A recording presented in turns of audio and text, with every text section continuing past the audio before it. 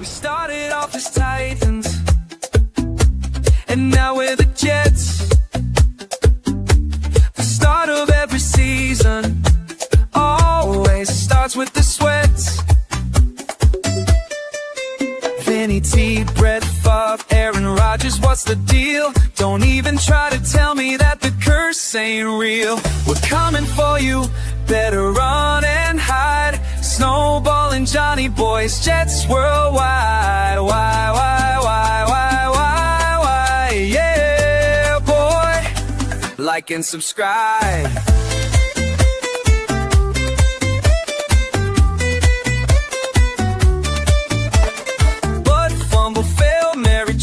Fitzpatrick, the end of every season is always tragic. Doug Bryan missed, everybody got pissed. 2 Super Bowl seasons ended with just one twist. 15 years without the playoffs. Is Aaron Glenn legit? We're the freaking New York Jets, and we're built for this shit. We're coming for you, better run and hide. Snowball and Johnny boys, Jets worldwide.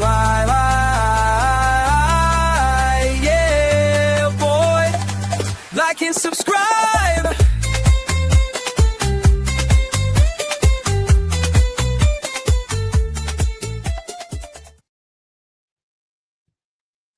Hey, it's Friday. How are you? I'm good. I'm starting to feel a little bit better. Yeah, guys, I apologize.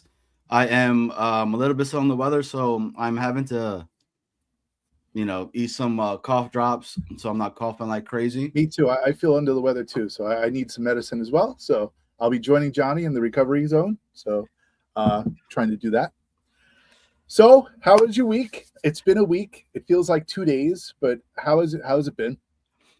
It's been good. It's been look, it's back to daddy season, right? My daughter, she's back in playing soccer. We're training like crazy. She's actually practicing right now. All she's doing is just practicing with the ball. Now, doing a couple of dribbling, making sure the ball is stuck to her actual foot. So when she goes around, that's what she's got to do.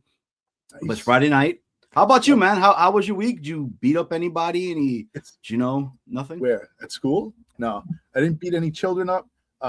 They frown upon that. Everything went well. I had a good week. It went very fast, which means that not a lot went on, which is good. It's always nice when the school week goes quickly. We got some people in already, right? We got people mounting in the chat. Our first chat from the man himself, Jake Asman, Friday night, Jets World, wide. Let's freaking go. I was thinking you gotta do it with more excitement. Fine. Friday night, Jets World, wide. Let's freaking go. Yes. So I was just thinking about Jake today because so many people on the Jake Asman show were wearing Jets Worldwide merchandise. So if you have not visited the Jets Worldwide merch store, we're at jetsworldwide.printify.me. Beast was wearing a Jets Worldwide shirt. Peg came in. She was wearing the Jets Worldwide hat. So we're getting some free promotion on the who? Yeah, right? Peg. Artie goes, who? Yeah, she was sporting the Jets Worldwide hat. So the merch is out there. We're getting some free promotion on the biggest Jets YouTube show in existence right now on the Jake Asman show. So I was just very, very excited that I saw merchandise on one of the biggest shows out there. So lots of eyes on Jets Worldwide. Johnny, we have a very special guest tonight. Brand new guest. So I'm excited. Brand new. But let's say what's up to the chat real quick, right? Okay, yes. Let's get him. What's going on, Addison? Addison's in the building. Addie, major shout out to Addie. Addie's been working like 24-hour freaking day shifts right now. So my man is out there in the streets. He is hustling, working very hard. And what I mean by working in the streets, was that Johnny Boy? He's in there working as well. We got Johnny Boy somehow inside there. Say what's up to Addie. We got our guy, the guy that I say that could fix our New York Jets. Afram, tonight's show it is probably going to be the most saddest show that anybody is ever going to watch. The individuals that we have lined up as our quarterback room right now, it is super, super, and I mean super sad. We got Peg and Artie. Afram has to do so. Afram has to explain his handle. What is HOXHA 34? I have to figure that out. He's got to tell us tonight. It's easy. What's that? Yeah. He holds the X. Ha! 3-4. That's it. All right, I got you. It. Peg and Artie's in the building. Big shout out. Artie, it's really great to see you. I'm happy to see you there. We got coaches in the building. Hey, coach, clear eyes, full hearts, can't lose. Let's go. He just usually doesn't get fined. And yeah, I mean, this is pretty cool, man. We got a brand new individual here, Michael Betty. Michael Betty or Beatty or something. Welcome to the show. Subscribe if you haven't. Hit the like button. And then we got Peg. Yes. But you know what? This is not about us tonight, okay? This is about a guy that anybody that has TikTok, first and foremost, you guys need to understand. You need to watch him. He's good. This dude will have like 30,000 people watching him at one point. He has like a whole bunch of likes.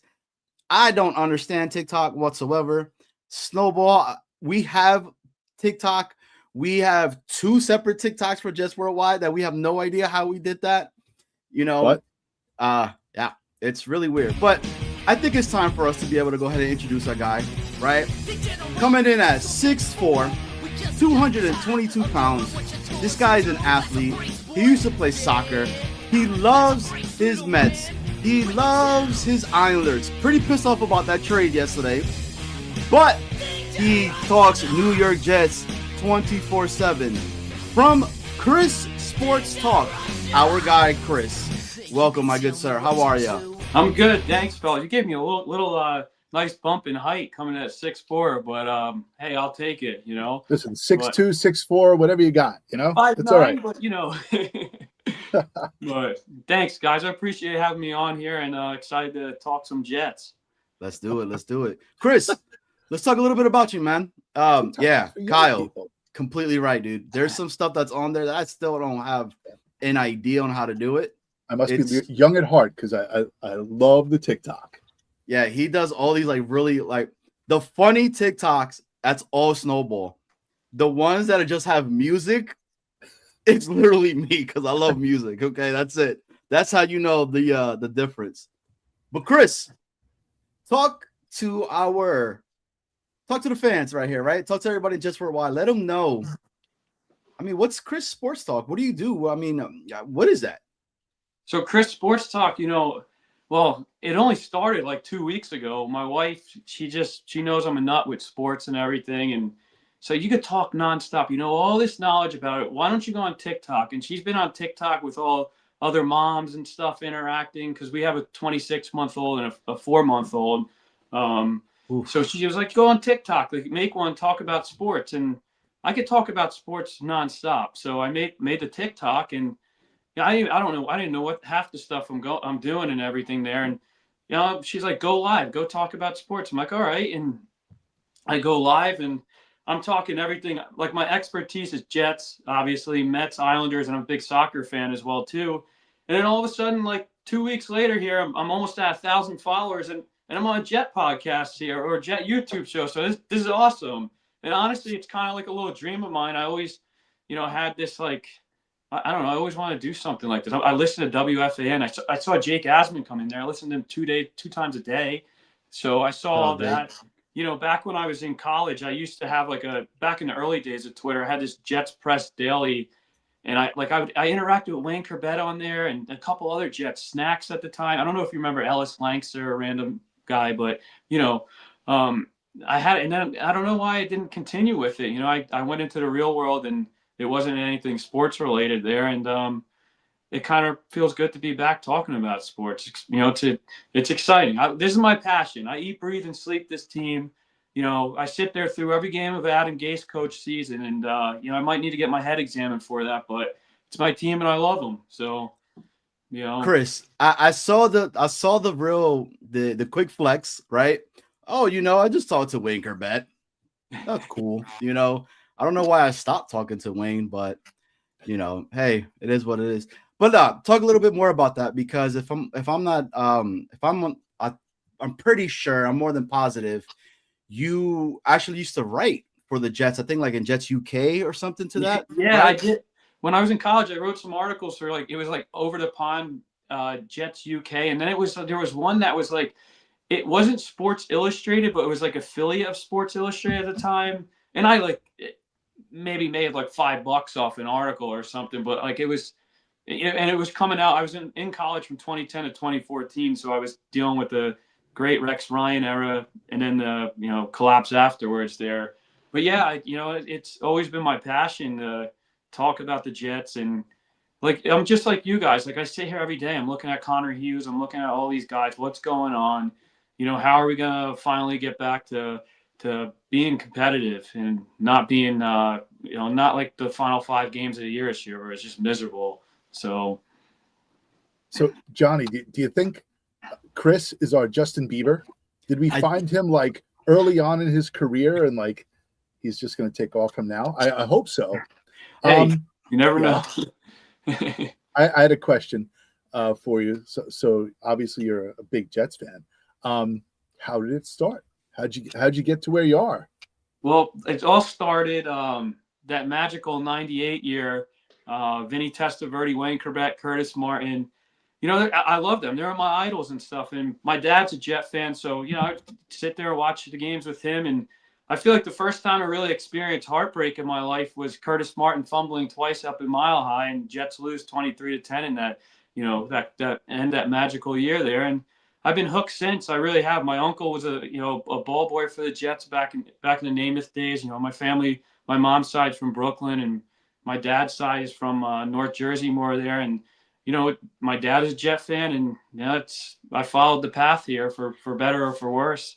I've been hooked since. If I look at home family videos of when we were a kid and stuff, and I'm just chanting JETS all the time, like a little nut. But they actually probably they've been my first passion, and I've had, and I've stuck with it. And I think the two things that really stuck with me in life was the Jets first, and the playing soccer too, because I was good at it, and the Mets and Islanders. But here I am. So hey, are you let's go a Mets. single guy? You married? Do you have kids? I'm married. Don't want to get personal. I don't know. Yeah, no, I'm married. I have a son that is 26 months old, and then I have a daughter that's 4 months old.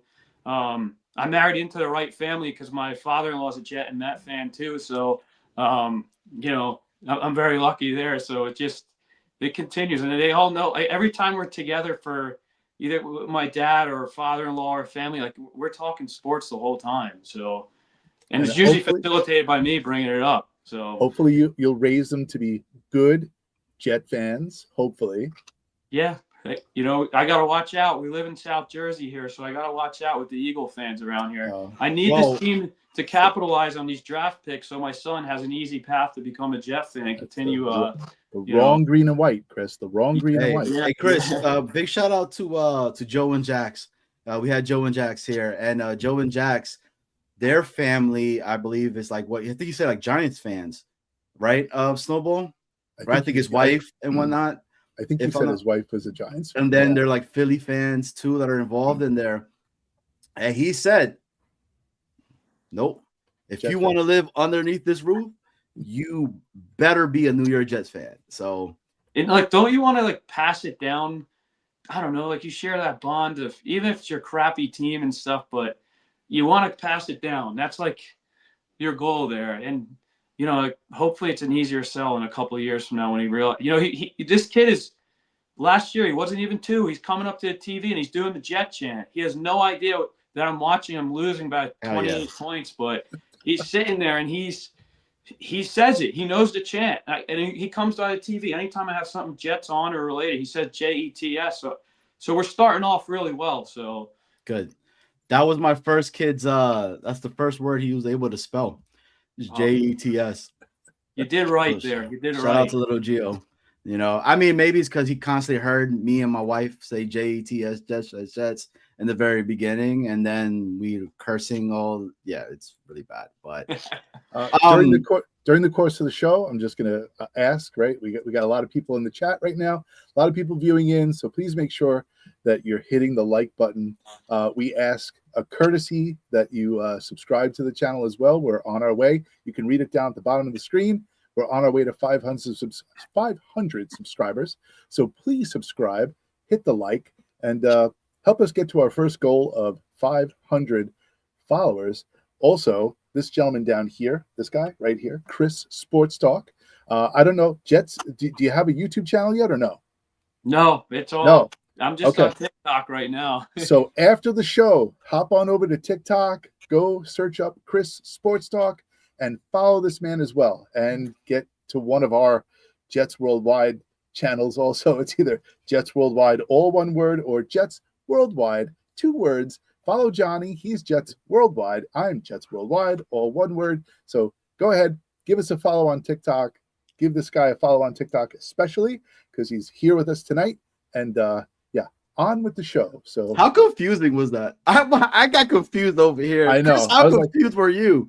I was like, let's use the same account, Jets Worldwide, right? Okay, good. And he's like, yeah, no problem. And he makes the account. I go, I don't see it, Johnny.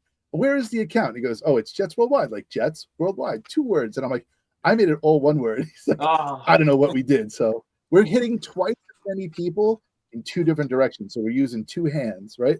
And we're getting both. We're trying to grab up all the followers we can. Some say 2 hands are better than 1. Some people say yes. Some people say no. I don't know. Sometimes people have to use 2 hands. Some people just have to use 1 hand. So yeah, we'll just leave it at that. I feel like we need to go and start getting into some Jets convo. Chris, you ready? I'm ready. Let's rock. All right. So there was some big news that just happened, and I think everybody was waiting. What does this mean? I don't know. But let's talk about somebody that's already a New York Jet that has been going on Twitter, up in his feelings, saying all these things. Hey, look, it didn't put a hole in the New York Jets because we have already so many holes there. But our running back in Breece Hall got tagged. Let me give you a little bit of some information about him. Last season, Hall rushed for over 1,000 yards, 1065. Becoming the first Jet since Chris Ivory since 2015 to reach 1,000 rushing yards.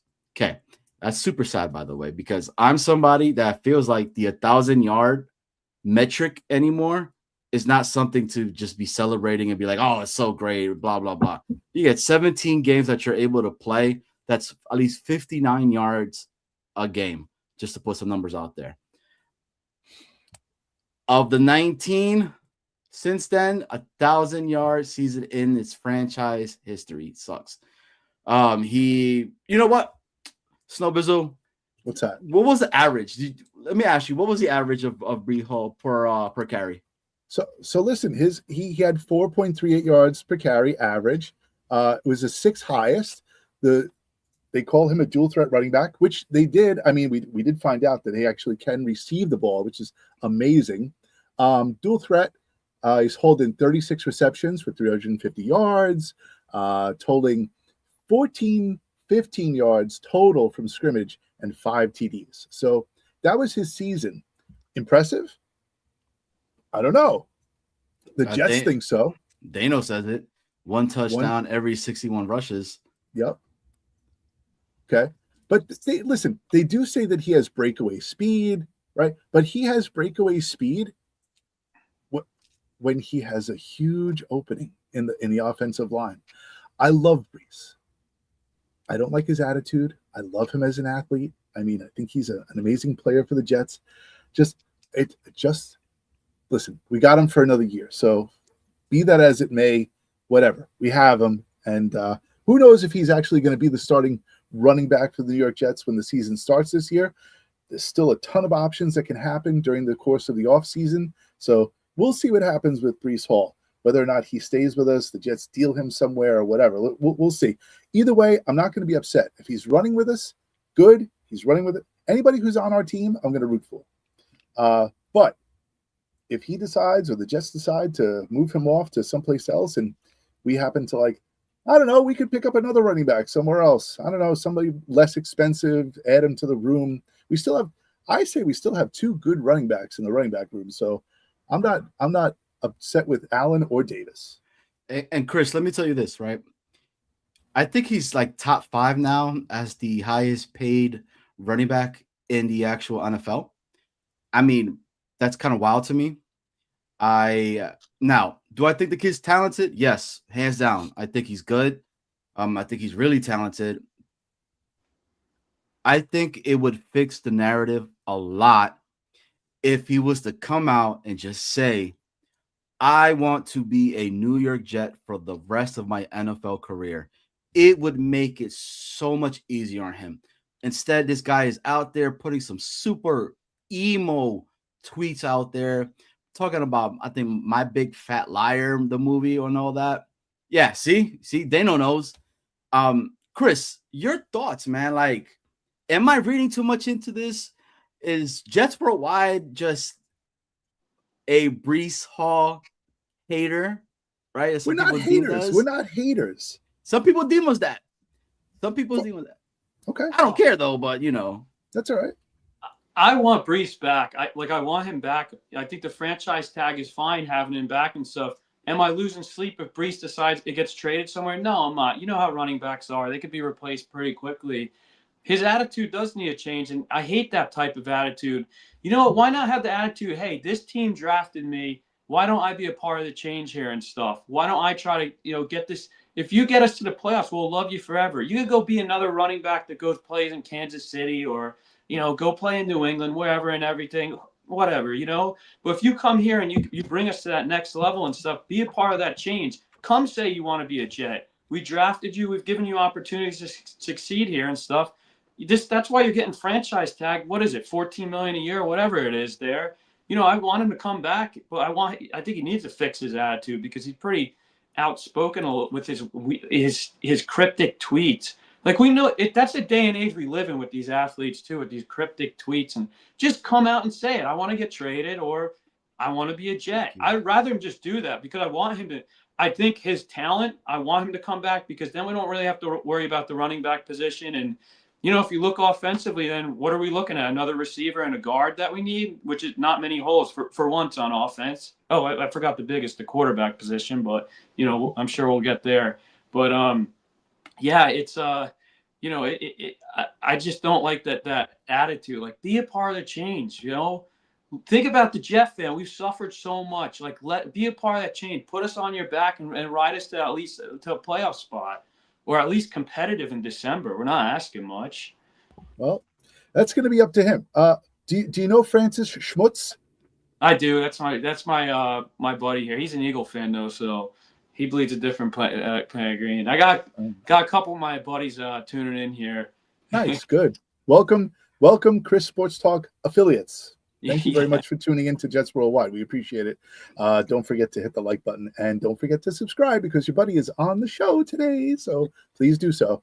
Hey, Francis, let us know what it's going to cost to get Tanner McKee over here with the Jets. Put it in the chat. Do you want Tanner McKee to leave the Eagles? Is that okay with you? Yeah, that'll be a good one to ask a fellow, Philly fan. He's not. Anyways, so Chris, let me ask you this, okay? So a couple of things with Breece. Some say that he might have lost a step. He doesn't have that breakaway speed like he did when he was a rookie.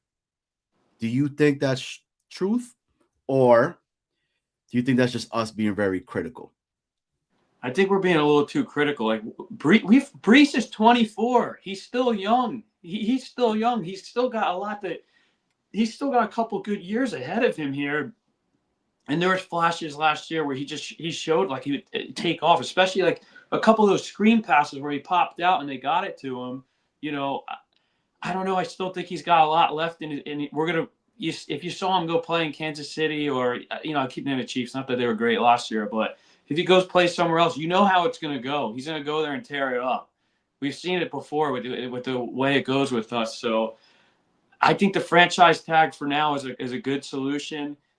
Do I think you're going to give him a 4-year deal? No. maybe something similar to Javonte Williams. I think it was a 3-year deal, but I think Breece is actually going to cost more than Javonte Williams.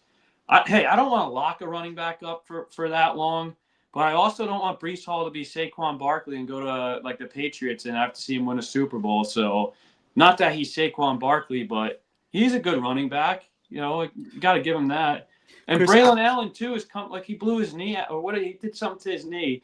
That Miami debacle, the 2 fumbles back to back, and then season ending. But yeah, I'm pro Breece Hall bringing it back, but I don't like the attitude, and I hate that these guys going on Twitter and X, whatever it's called now, and just say how you feel. Like that's all as fans. That's all we want to hear. Like be straightforward with us. We'll appreciate it. You know.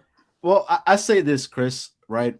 I'm in agreement with you. I don't think he's lost a step. Right? I think a lot of the stuff was. I don't think he was utilized the correct way. It's why I was so critical when he came to Tanner, when he was the OC for us over here. A lot of people say, oh, but look, man, there was things that he was doing. I was like, yeah, I get what Tanner was trying to do, but when it came into in-game adjustments, it never happened. Okay. It was just never happening for us. Yeah. But when you're stacking the box on him, knowing what all we have is Breece Hall, you have to have a different type of play calling and get other individuals. Now, quarterback play was bad. I mean, there's just a lot more that came to that, but I always go back to Garrett Wilson to where, like, yeah, Garrett Wilson, you saw him on the sidelines pissed off and just like trying to get everybody to get hyped up because all they've ever done is, you know, he comes from winning programs, et cetera, et cetera. You just never saw that with Breece. All I saw Breece was like roll his eyes and send us cryptic tweets out. You know, Snowball does a very good impression of Breece Hall when he's at the podium as well. So like, I just want him to come out and just say, I'm going to be a New York Jet for the rest of my career. And it would fix a lot of the issues. It doesn't even have to be the truth. He doesn't even have to be saying the truth. He doesn't have to feel it. But if he just said it, he would have the confidence of a lot of people. Now, listen, Chris, he's got you, right? Like, you know, you want him here. I understand. I heard what you had to say. So no problem. But yeah, I mean, can he be a little more like positive? That would be nice. I would appreciate that. But listen, up to him, whatever. He's with us. And that's it. I'm going to root for him because he's here. So I think he really just doesn't. Honestly, I think he doesn't want to be here. To be honest with you, if he signs that 3-year deal, maybe.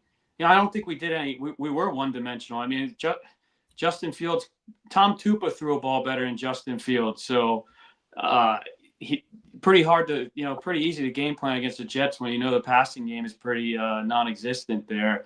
But Breece has an attitude issue. There's no ifs, ands, and buts with that. I do agree with that. I'm not an expert, but I think we have until July 17th. Is it July 17th to strike a deal with him to sign a contract? So, you know, there's deadlines in the future that we need to adhere to. But we weren't done, right? Breece Hall. Are we done with the Breece Hall talk? Johnny Boy Breece isn't going to. It's really broadening up the chat really quickly in regards to this conversation. Because it happened and it really wasn't talked about a lot. I don't think, especially with all the cryptic tweets that were coming out, kind of really seeing it from Chris's eyes and what he thought. I mean, he brought a different side of this in the sense of like, you know, him saying, I still want the dude. I still want to keep him because he sees the talent. But Billy SBC, shout out to Billy. Breece isn't going to say that until the team starts winning. He's not a loser. He's tired of losing, which I understand that narrative, but how come you had players that have said that, like a JJ when he was here with us, like a Sauce saying that when he was here, like a Garrett Wilson? Those 4 guys, right, when they were coming out, they made a pact that they stated that they wanted to be part of the rebuilding of the New York Jets because they saw the significance of what it would mean to win in New York and how it literally bolsters up your career to be talked with the greats. Because there's a reason why to this day, Rex Ryan is still talked about. Okay. Nobody talks about when he went to the Bills. Nobody talks about. They always talk about what when he was with the New York Jets and what he did with the Jets. So you win with New York, it puts you up here. But unfortunately, we just haven't done it. He said it right. You didn't come here to kiss Bill Belichick's rings. So anything Rex. I am Rex Ryan loyalist. If it was up to me, Glenn would have been gone. We'd have had Rex coming back here. He gave me my 2 favorite seasons of football. So I think it was Joe Beningo said it on his Oh the Pain podcast. Rex would swim across the Hudson from the ESPN studios to come coach this team. So he bleeds green. I love green and white. I love Rex. So Chris, I mean, and Chris, kind of what you were talking about, right? Like Dano says it right here. He thinks a confident Breece is great for us, but the problem is I haven't seen confidence in him in years, and that includes after being given the franchise tag this year. That should be an honor, and that's the other thing. Dude, do you know how many people would kill to be an NFL running back for the NFL, to play in the NFL? Your thoughts on this, Chris? Yeah, you would kill. I mean, you have you have a job that people wish they would have there. And you see the amount that you make on a franchise tag.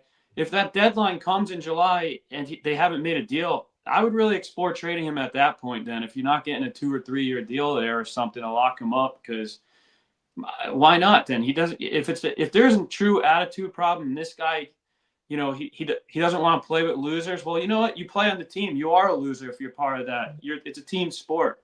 It's not an individual sport. So you could be the change and try to be a part of winning, or if not, get out. We'll trade you away there. No one on this team coming off 3-14 should have that attitude. No one's higher almighty here with this team. So, I want Breece back, but I don't want to deal with an attitude like that, because it's not like you were just 10-7 or did something that deserved. You're not Curtis Martin yet, so 100%. That's a good one.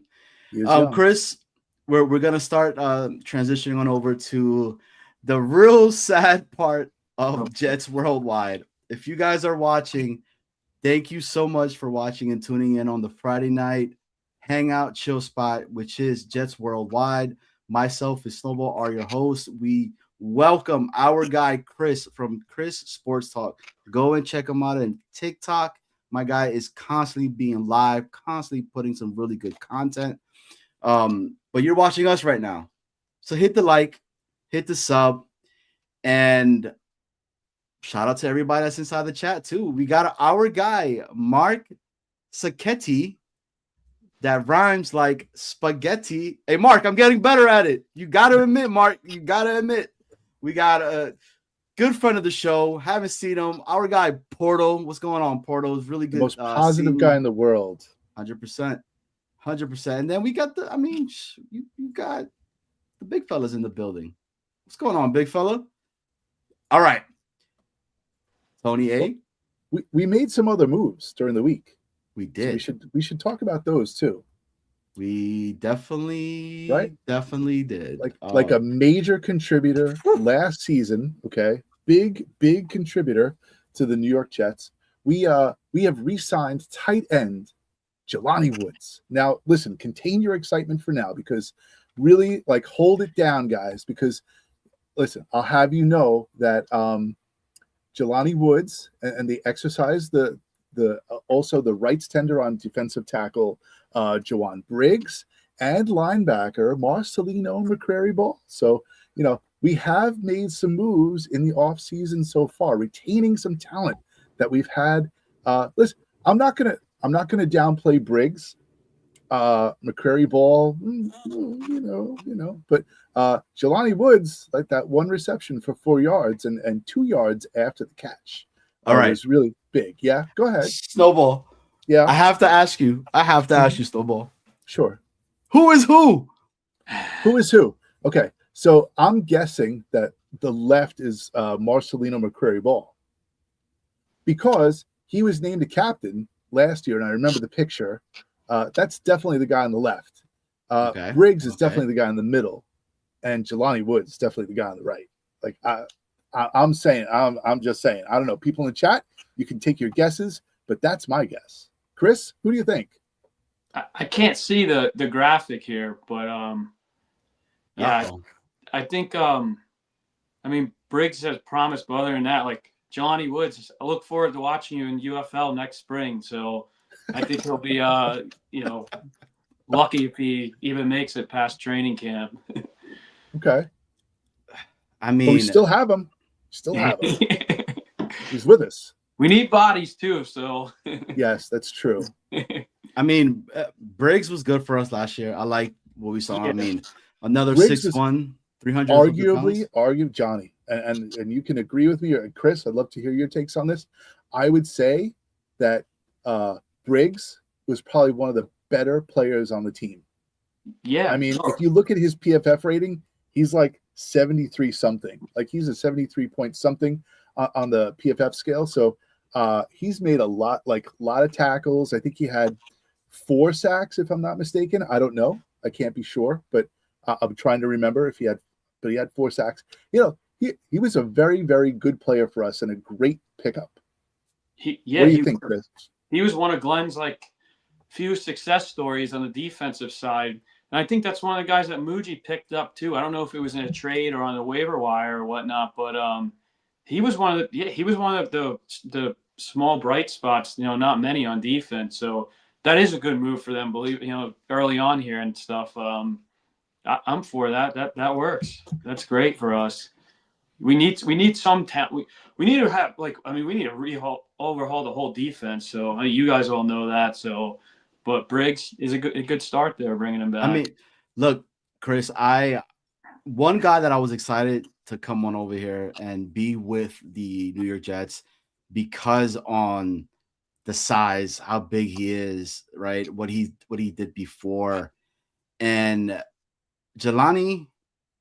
All right, I thought we were going to utilize him a lot more. I was like, I'm excited. This guy's going to be able to, do something. We didn't use not a lot of our tight ends at all. I mean, Mason Taylor he was having a good year, right? But, they shut him down as they should have because I didn't want that kid to get hurt. Yeah. Do you know how tall Jelani Woods is? I'm a school teacher, so I know exactly how tall Jelani Woods is. Chris? He's big. He might have played basketball too in college or something like that. He's probably like 6'9", 6'8". All I have to tell you is this, okay? And if I do this, then you 6'7". should know exactly. He is 6'7". And the only reason I know that is because I coach soccer and I like 12-year-olds, and I never realized that 6'7" is such a big fad now. So everyone, 253 pounds. They got him off waivers last August. He played in 60 offensive snaps, 12 special team snaps over 4 games. 3rd round selection by the Indianapolis Colts in the 2022 NFL Draft. The Virginia product appeared in 15 games during his rookie season, recorded 25 receptions, over 312 yards and 3 touchdowns. He missed 23 and 24 season with a hamstring and turf toe injuries. So listen, he has a chance to do something with the New York Jets this season. We got him back, so we'll see if we can pair him up with Mason Taylor, pair him up with Jeremy Ruckert, Long Island. So, we'll see what we can do with these 3 tight ends. I don't know if the Jets are going tight end in the draft, but, because they just brought Jelani Woods back. So we'll see what happens. But according to Chris, he's going to be in the Canadian League or something. I don't know. So no to a Sadiq if he's there for us. And if he's there and falls somehow to the 33rd pick and we're up to bat, we wouldn't take a swing on that kid in the 2nd round? Depends on where we are. Chris, what do you think? I thought you were going to go at 16. I would say absolutely not. But then you say 33. That's kind of enticing there. 33, if someone slides, it's kind of a powerful pick because you got, a day to look at it too. But outside of quarterback, is there another position that's haunted Jets more than tight end? Who have we had wide receivers? I could keep going, bro. This is who's the last real relevant tight end we've had? Anthony Beck? I don't even know. Quincy Enunwa, right? Wasn't he a tight end? Well, he was. He was a wide receiver. Was he a wide receiver? But he was big like a tight end, though. He could have played tight end. He kind of reminds me of this guy in the draft. Eli Stowers is kind of tight end hybrid type player. I would probably say Kellen Winslow. Yeah, Kellen Winslow. That's right. Yeah. Jeff Cumberland. Jeff Cumberland. Oh my God. Remember the one year we had Herndon and he was having an okay year his first year. We were like, Chris Herndon, yeah. finally, we have somebody, right? Austin Safarian Jenkins. Oh my God, That is, yeah. that one that wasn't a touchdown too. And I think he maintained control of the ball on his way to the ground. So that's a big contested catch, but whatever. He was actually good too, like that year. He was a solid tight end. Now thinking about it with him for that year. And you know, out of all three of these of all of the three individuals that are in this picture, there was only one captain, and Boss Girl says it the best. That's right. She doesn't really recognize ball unless he's flopping like a fish, like a selfish moron, getting a 15-yard penalty when we were in tank mode. Tell us how you really feel. Tell us how you really feel. He was helping the tank mode. Yeah. But you know what? You kind of said his name a little bit earlier today, Chris, and I wanted to bring this up. So Connor Hughes, shout out to Connor Hughes, okay? He comes up and he says this long tweet, right? So the Jets are talking about they might not just target one quarterback in free agency, but the beliefs are around a lot of these agents that met during the combine is that they're trying to do something very similar to what the Giants accomplished, okay? What do you mean by that? Russell Wilson, Jameis Winston. Kyler Murray was discussed, but he is expected to go to the Vikings. I feel like every quarterback is expected to go to the Vikings. I just want to put that out there, okay? The Kirk Cousins conversation is a no. Supposedly they came out and saying it's a no. But the names that started coming out, and what Mark was saying a little bit earlier on the podcast that made him completely sad was this. But you need to be in full watch of Geno Smith, Carson Wentz. There's a lot of interest there. Jacoby Brissett, too, with the Cardinals, if he can be convinced to part with them. It's super doubtful. Jimmy G is expected to stay with LA, but that is in question now, okay? The Wentz, I get it. I understand it, right? But I want you guys to see this, all right? And I don't think anybody out there has put this out there. Chat, first off, you guys are watching Jets Worldwide. Please hit the like and sub. We might lose a whole bunch of subs right after this graphic that I'm getting ready to put up. Johnny, we're going to get more subs because of these graphics that you're about to put up. People are going to love these graphics. Man. Ooh, okay. Go ahead. This is your current New York Jets quarterback room at the current moment. Nice. You have Justin Fields, Brady Cook, and Bailey Zappi. Nice. Okay. Chris, does this excite you? Well, I look at that quarterback room. I just think of a pair of scissors because they're all going to be cut. I don't think any of them will be in. I mean, Zappi's a practice squad. I think Fields is gone. Who knows with Brady Cook? And you know what? They're all going to be cut and good riddance. I can't wait to see a new quarterback room. The only one I would have wanted back is in some sort of capacity is Tyrod. That's about it. But the rest of them, oh man. And Fields fooled us a little bit that week 1 game, but showed us through true colors. But so which grouping of 3 guys is going to be the starting quarterback room for the New York Jets? Is it going to be the one over on that side, or is it going to be all these 3 guys top to bottom right here? Chris could play quarterback, Johnny could play quarterback, I could play quarterback. So I think we would do just as well as these guys. Now, Chris, let me ask you this: there's a lot of individuals in the chat right now that are saying Hendon Hooker. I thought Hendon Hooker is a free agent. He's not one of the quarterbacks that's already signed here with us. He is a free agent, but he signed with us like late in the season, I think. Practice squad move. But I think he is a free agent because I saw him getting interviewed somewhere that he would like to be back with the Jets. So okay. That's my understanding is he's a free agent. Not currently with the Jets anymore. Okay. MC says it. Big shout out to MC. He's a restricted free agent. Okay. Okay. Well, this is what you have right now, okay, guys. So if this does not make you excited, I don't know what will. Yeah, look, and just like I stated, I put this up. I need to get this down. The views are going down, down, down. No, they're down. not. They're going up. I can see them. They're going up. We have 400 people in the chat right now. So, Chris is all right.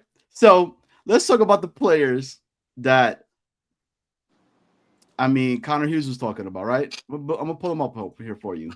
So you have Carson Wentz, Geno Smith, and then the other individual that we would have to trade for in Derek Carr. Everybody right now is talking about the podcast that he has with his brother. Did he say Jets or did he not say Jets? Dude, this guy he's a businessman. He's doing some stuff. Look, see Snowball? Look at that. What's that?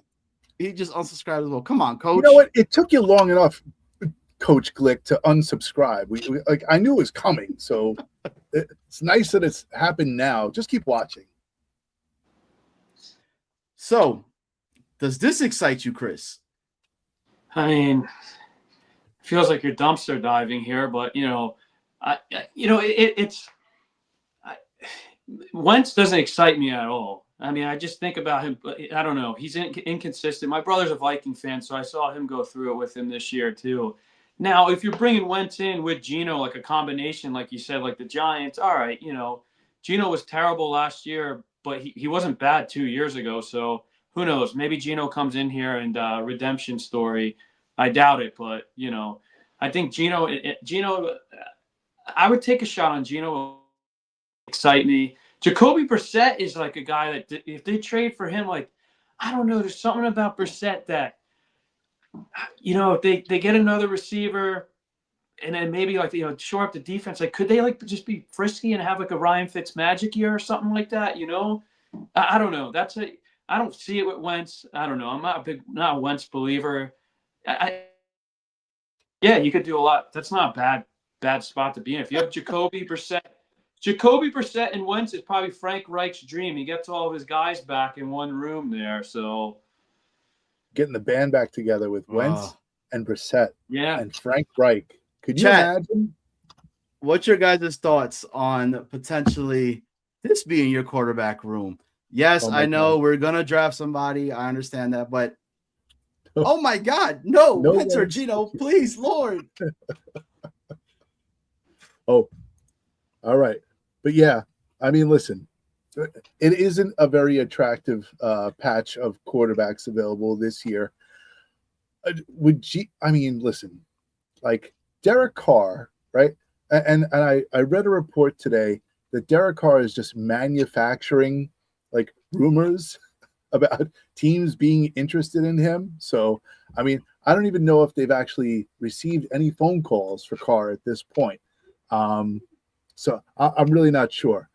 I personally would not go for Derek Carr. I don't know about you guys, but Derek Carr is like a used car for me. Like I'm just not interested. I like a new car, but not an old Derek Carr. Like Johnny mentioned before, the podcast with his bro, like he's got that going for him. The amount of injuries that have happened to this man in the past, I'm not really interested. He's been off for a year. So, you'd have to like knock off a year's worth of rust if he ever actually even attempted to come back onto the field. So I'm saying no to Derek Carr. Geno Smith, I'm saying no to Geno Smith as well. And I'm saying no to Carson Wentz. This lot of quarterbacks that are appearing on our screen right now, I am not in it for any of them. I'm done.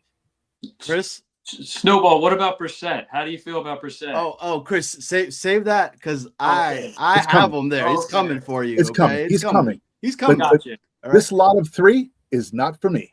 Yeah, so Derek Carr, like maybe take a shot, but not like I'm not excited. It's like kind of like who knows what happens there. Like I guess like the whole list.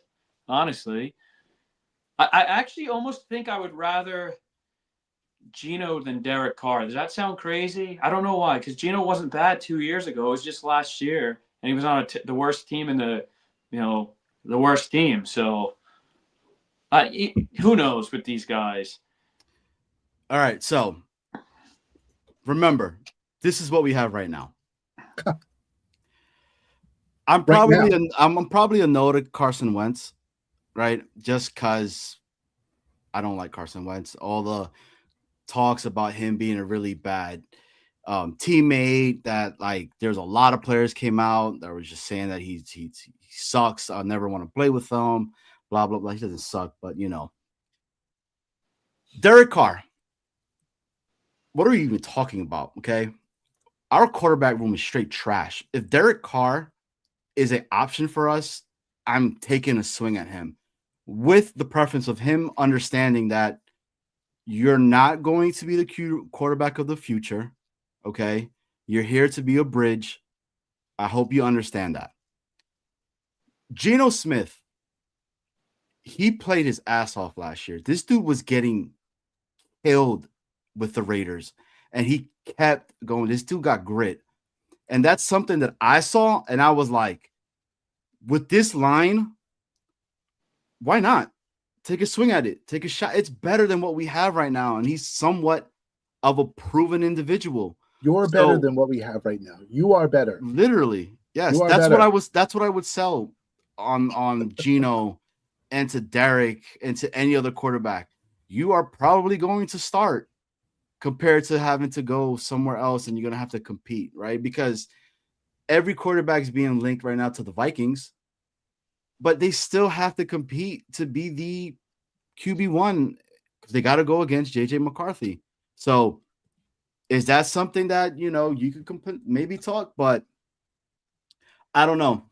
And money matters. Okay. If Derek Carr is like, you need to pay me this amount of money, and it does not make any sense for us to do that with a question mark in his shoulder, you don't do it. Okay. Geno Smith, I don't think he'll cost us a lot, but dude, that dude got beat last year really bad, bro. It was insane. But I'm gonna bring in another group of quarterbacks. Nice. And these are a couple of other names that are being talked about. Malik Willis, Jimmy Garoppolo, and Snowball's guy, the Red Rifle himself, Andy Dalton. Oh boy. Chris, your thoughts? Andy Dalton, maybe. Jimmy Garoppolo is probably, out of all these guys, the last guy I'd want to see. But I just don't see it with him. I can't. I don't see it. And Malik Willis is like, he's interesting, but it's like 25 million, 30 million a year. He's going to come in off 5 starts. At that point, why not trade for Tanner McKee? He's had a couple, 2 or 3 games, started in garbage games, and like, it's just, I don't know. The money won't be that. Like, I like the idea of Malik Willis. I don't like the cost of a guy, because you know how it goes. He'll come here with that price tag, and we'll be paying him, Aaron Rodgers, Fields, all, you name them all there. You know how it'll go. So, Jimmy G, absolutely not. I would be like, unless he's the 3rd string or 2nd string quarterback, or like, I just don't find him at this point. Maybe a couple of years ago I would have been interested, but not anymore. No way. But Chris, you know that your wife, my wife, and Johnny's wife would love to see Jimmy G in the green and white at MetLife Stadium. That's true. He does. He's very attracts the ladies there, and easy on the eyes. Chris, I'm gonna be honest with you, right? I really don't want to trade to give up anything, if I'm being honest with you. Unless you were telling me it's like a George Pickens caliber of a player. If you're talking to me that it's a potential of everybody's gonna kill me for this one, but if it's like a Joe Burrow conversation, I would, right? I would have a conversation about that and see what could possibly happen. But if I'm having to trade for one of these guys, Nope. I'm not doing it, man. Like, I'm not. I'll keep what I have. I'll draft 2 quarterbacks in this upcoming draft and get a vet quarterback. I think Malik Willis is going to cost us too much. Jimmy G, I mean, this guy is like ancient history. All right. So I don't even know why the name got brought up, but he got brought up. Andy Dalton does intrigue me. You saw when he came in against us last season in that one play, and he drove down on us. Now, does that mean anything? No, because our defense sucked. Okay. But he has some ties with Frank, so why not? Snowball. Yeah. The 3 guys up here. Yeah, Malik Willis. Although, listen, he is like the mystery box, right? Like, you don't know what's inside. Like, he came in and performed at the end of the year for the Packers, and he did well. Like, he performed under pressure. We're tying everything to Malik Willis, like, as though he is like this grizzled vet, right? When in reality, like, the book on Malik Willis is like a short story, right? Like, you don't have much to go on with Malik Willis. There's a lot of stuff that's up in the air, but everyone's hinging on this like last second performance from him where he kind of filled in when Jordan Love was like not available. So kudos to him and kudos to his agent for like building up this story about him being so good, and that I see him as like, I'm not saying that he's going to be as bad as Justin Fields, but it's kind of like a Justin Fields 2. I don't want to say 2.0. I want to say like 2.9, right? Like, he's like better than Justin Fields, but it's kind of like the same story. You're hinging your bets on like the upside of possibilities. You're really not sure. Jimmy G, like, they call him Jimmy G because he's Jimmy Glass, right? So like, Jimmy Glass doesn't last long. Boss Girl, shout out to you in the chat. She said yes, right? Jimmy G is some eye candy. So like, that's probably as much as you're going to get out of this. And I'm not in on Jimmy G. Now, a lot of people in the chat have also been commenting about the picture of Andy Dalton in a Jets uniform. They're saying that is not Andy Dalton. They are saying that is, in fact, our old quarterback, Sam Darnold, in a uniform. But I don't think Sam actually looks like that. So I'm saying no. Gingers everywhere are offended. They all look alike. Now, listen, tell me the truth, Johnny boy. Did you put Andy Dalton in a Jets uniform? Did you find that? Or is it Sam Darnold? All right. So I have to say this. Truth be told. The truth is, Snowball was my art teacher. And I did all of these graphics, okay? So that shows you and the quality of my education. No, that is definitely Andy Dalton in a Jets uniform. Dalton. I have been on the Andy Dalton train for forever.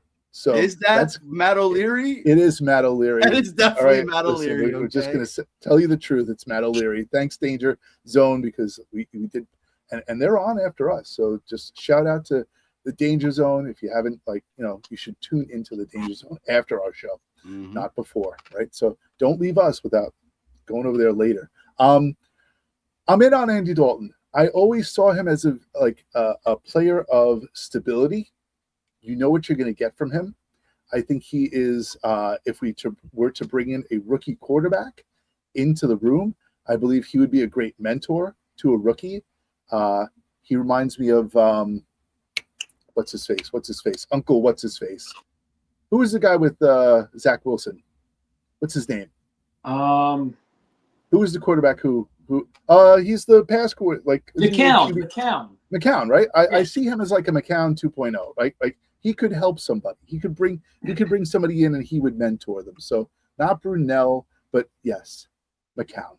So I'm in on out of all of them so far, Dalton is my guy so far. But I'm a Dalton truther, so You know, So that's me. Chris, so far, Malik Willis. Shout out to Liberty's own Malik Willis. He's loved out here in Virginia, man. So that dude was doing some like insane passes. He has an arm. But you're a no to him, Chris. If the price is right, but it doesn't look like it's going to be right. Yeah, it's costing you 30 plus a Yeah, year. no, like the Jets, like no, because you could see it going up in flames right away. I could see it just. I don't know.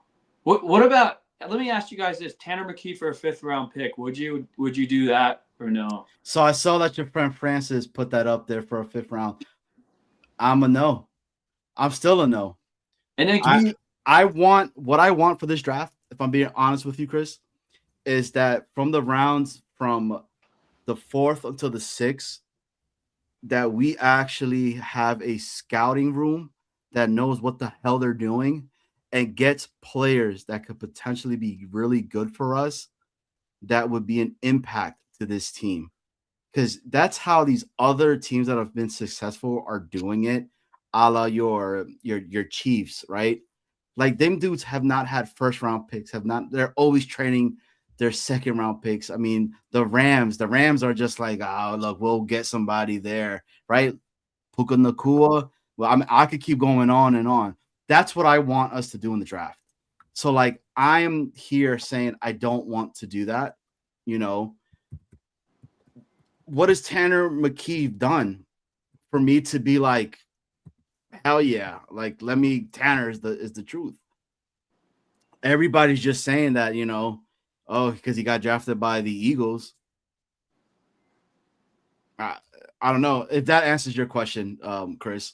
I see what you mean. I mean, like, what's the difference? Like, if you draft Altmaier in that area, I mean, he might have been moving up after a combine, but still, like, what's the difference at that point? Take a shot on a guy like him. Because like, we know McKee's that much better than this guy. We don't, so why trade for him?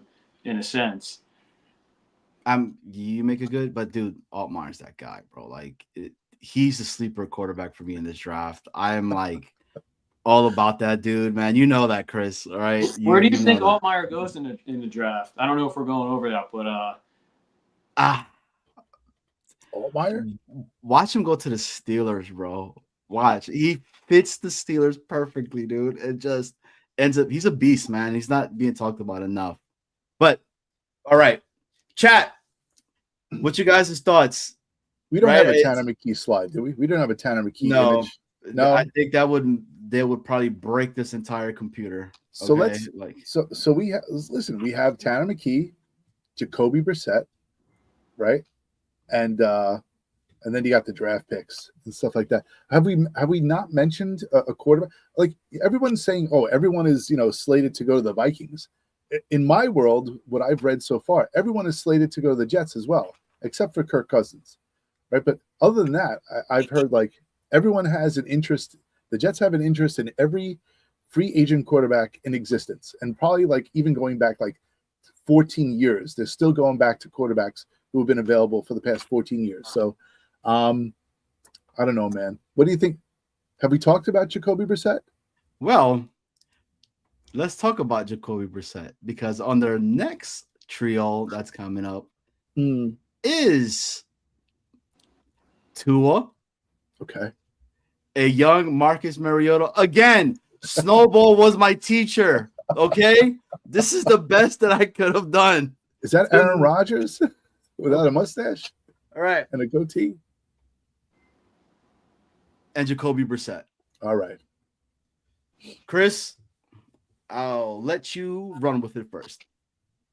Tua is an absolute no. You imagine him in the cold weather here. The wind is swirling up in MetLife. Like, he won't even get to that point in the season, honestly, when the weather gets like that. He'll be knocked out in the first couple games, and I'll be, all of a sudden they'll be even stronger on his concussion protocol, and he'll be done for his career with the Jets there. Mariota's kind of like, maybe like more like in that, like maybe he could bring a little bit of stability like Andy Dalton, I guess. I'd rather Andy Dalton, I think, than Mariota.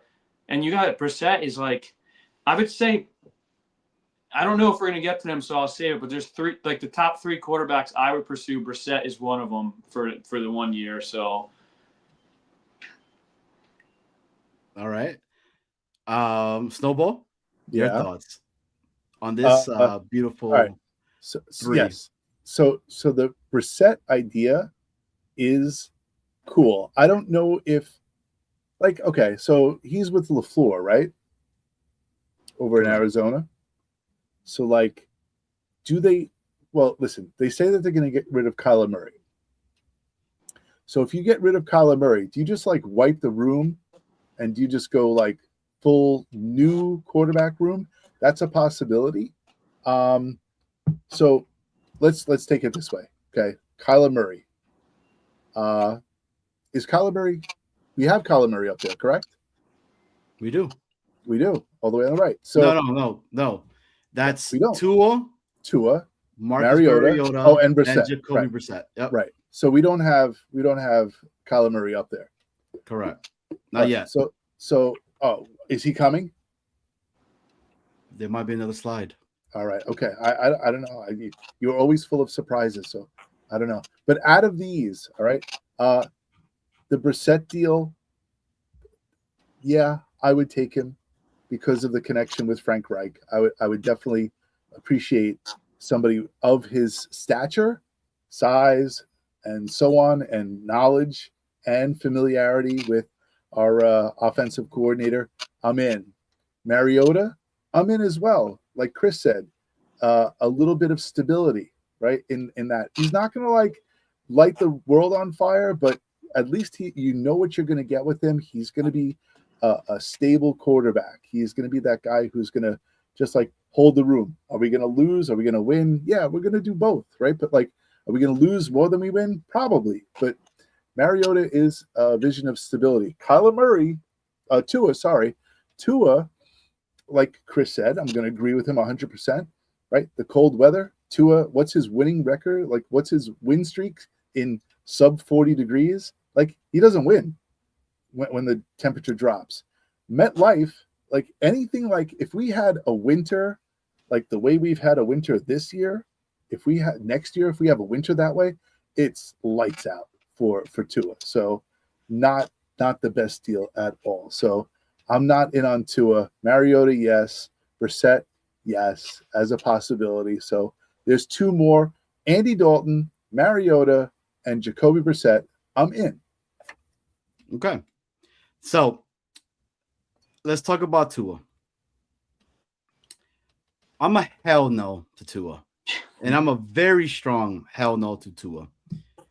I am petrified that this individual comes to the New York Jets and he is literally a concussion away from never being able to move, never being able to function, never being able to play.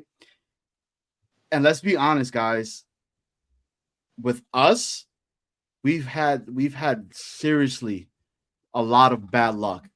And I do not want to see that for us. Maybe it's me being too much or whatever, but I just can't do it. And then it goes to what you guys just said. Cold weather, the wind, you know, A new alarm. Yes, is our line probably going to be a lot better for him? Yes, but we also look, man. He had Mike McDaniels, right, being his OC, and the stuff that he was doing over there with him.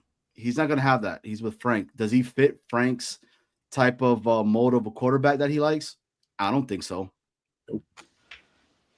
Jacoby Brissett.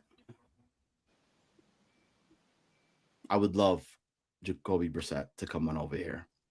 I think he would be great. It would be a fit. He knows Frank. I was all about Jacoby Brissett with the conversation that was talked about him in regards to him having the Bill Parcells connection, how Bill Parcells, was helping grooming him when he was young, et cetera, et cetera. And last, the guy that needs to be retired in the Polynesian Hall of Fame, the Oregon Duck. He has some ties to our coach in Musgrave, right? The quarterback coach that we have. Why not? I think he fits what we're trying to do. I feel like he is the perfect bridge quarterback, right? This year and next year. It's not going to cost you a lot. You could still draft your rookie quarterbacks. He'll be able to teach them.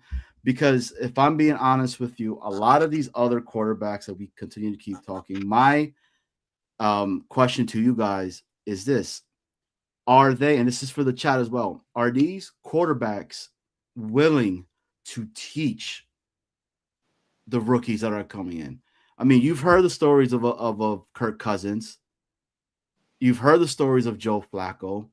You know, Carson Wentz already has a bad rep. Out of a lot of these guys here, maybe Jacoby Brissett, I could see that. Maybe the Marcus Mariota, I could see that. But what are your guys' thoughts on that? Chris, go ahead. You're our guest. Andy Dalton, he's done it with Bryce Young. Mm-hmm. He's definitely willing to be that role.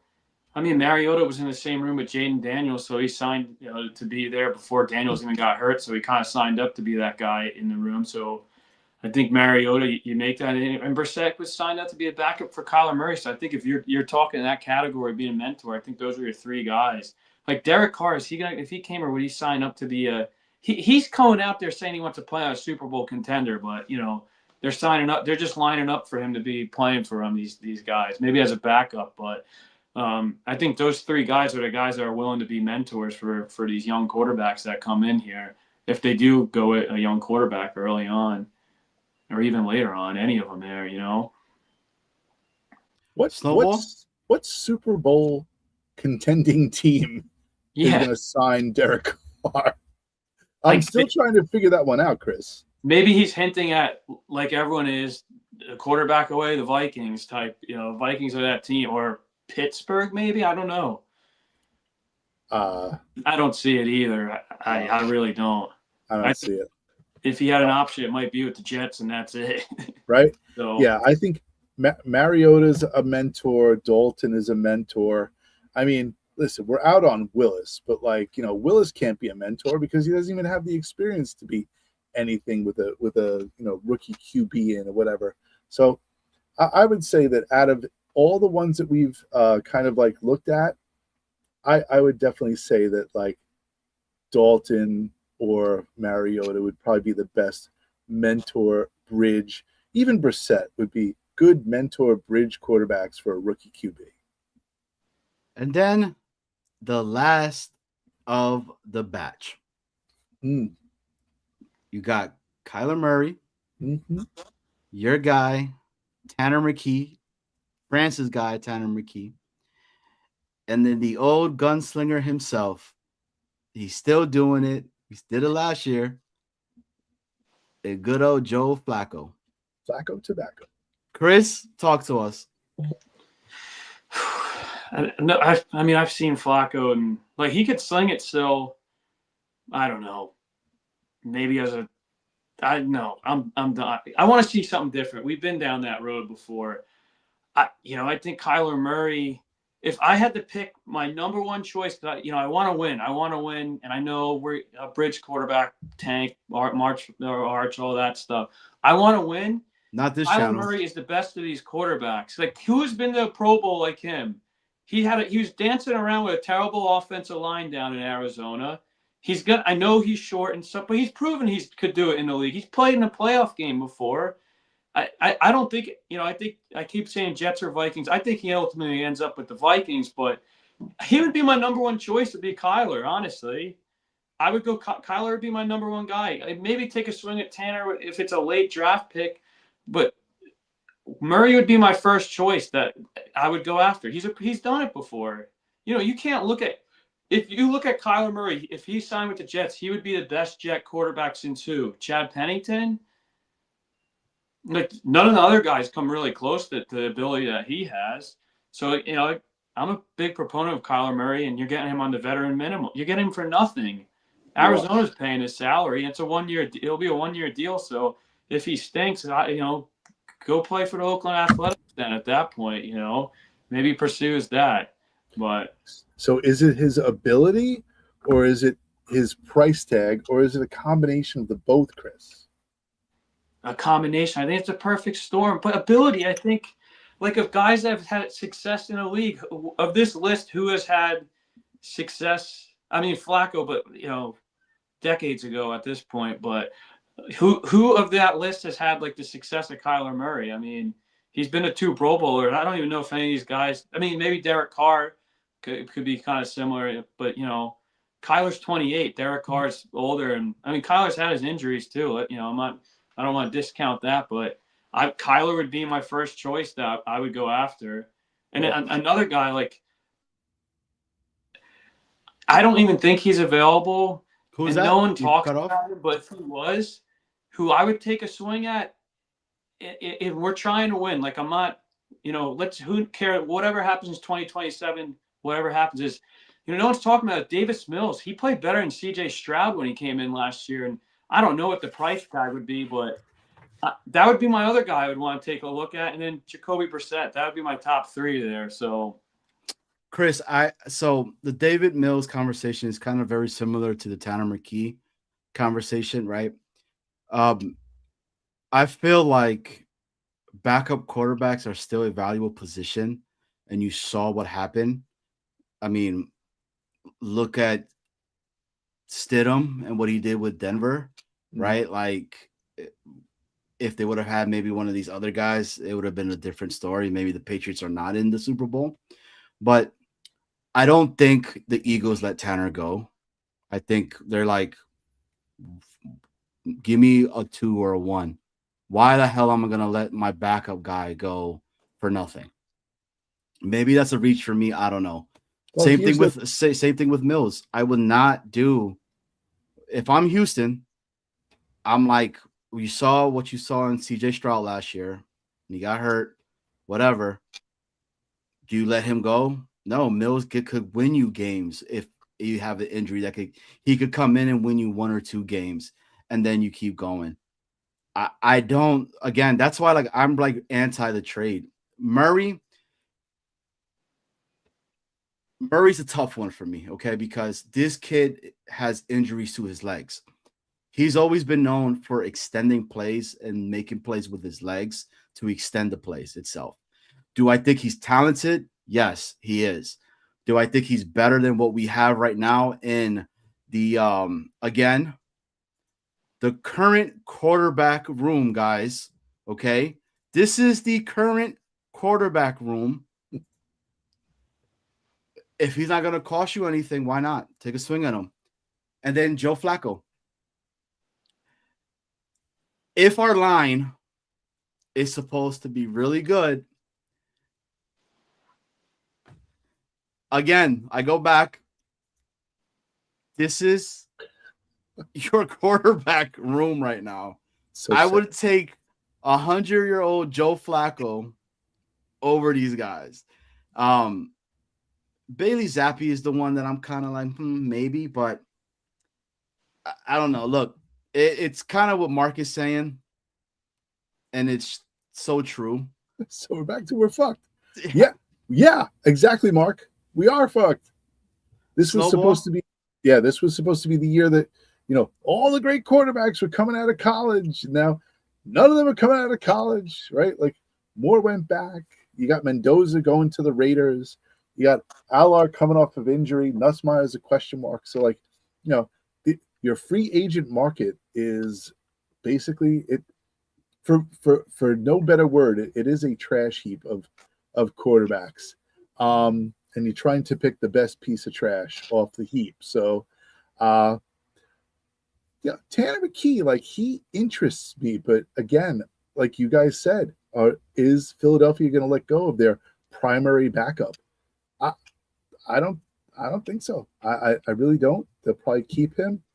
Old man Flacco, I mean, he's worked magic for us before. So I don't know. Again, vision of stability, I guess. And Kyler Murray, I just think that you have to have a very special game plan for Kyler Murray when he comes in, because he is not the Frank Reich prototypical quarterback. He is on the shorter side. Johnny said that his legs are not what they used to be. He is 28 years old, so he's at that point that's kind of like you don't know what you're going to get from Kyler Murray. So the price tag is very, very attractive, right? And having someone of his experience, I don't see him as a quarterback who is going to be a leader in the locker room.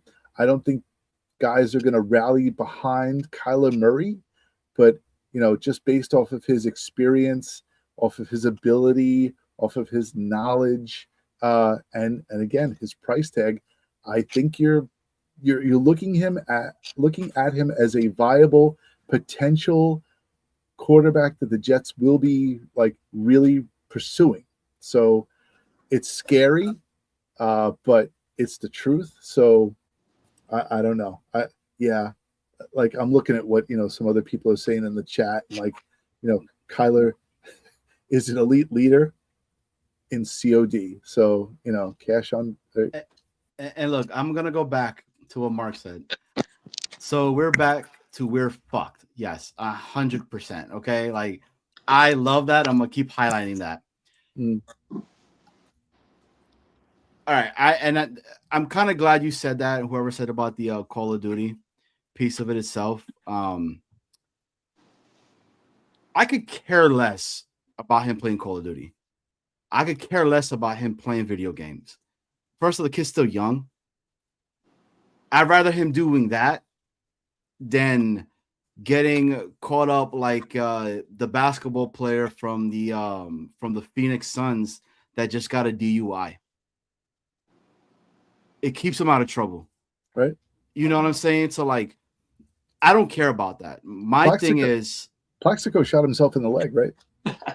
Exactly. Like my whole thing is this. Does he make your room better instantly? Again, this is what you have right now. Does he outbeat any of these guys? I would say yes. Yes. So would I take a swing on him? I mean, why not? Yeah. I still would want another vet in there. Look, I think for me, out of all of these people that we're having here, I'm probably gonna go, if it's up to me. Oh, this is probably gonna get me so killed, man. But give me Marcus. I want Mariota. I like Mariota. He's a good player in that locker room. He's a good player himself. You saw what he did with the Commanders this year. If Derek Carr is for real and to come out and it's not going to cost a lot, it's a conversation. I would. But as of right now, it's really not because we have no idea. I would probably go Geno Smith. And then I'm drafting a quarterback. Yeah. That's me. That's what I would do. Can we go there now? Can we go to draft and QB draft? I think we should, man. I'm like tired of seeing all these damn quarterbacks, man. It's been let's transition. Bad. Let's transition to that. Maybe we'll end on that. I don't know. Let's see what happens. Maybe we'll bring some people in. Yeah. Let's put in the link. But Chris, I wanted to bring this up. Armand, shout out to Armand. Armand goes and says the Eagles would only trade him for a second or third round pick. We don't have a third round pick, so it's one of our seconds that it would cost. No shot. That's exactly right for something that you don't know of. I wouldn't even go there. But I wanted to ask you a little bit about some of the positions that we have out here, right? These are some of the guards. Now you could X Neil, right? So X Neil. Neil's gone because they re-signed him for an additional 4 years. But you got John Simpson and you got AVT. Would you bring any of those guys back? Or are you going into the draft and drafting a guard? You know what it is? It's a price. Like, what does AVT look like coming off injury at 26? Like, what is he going to command?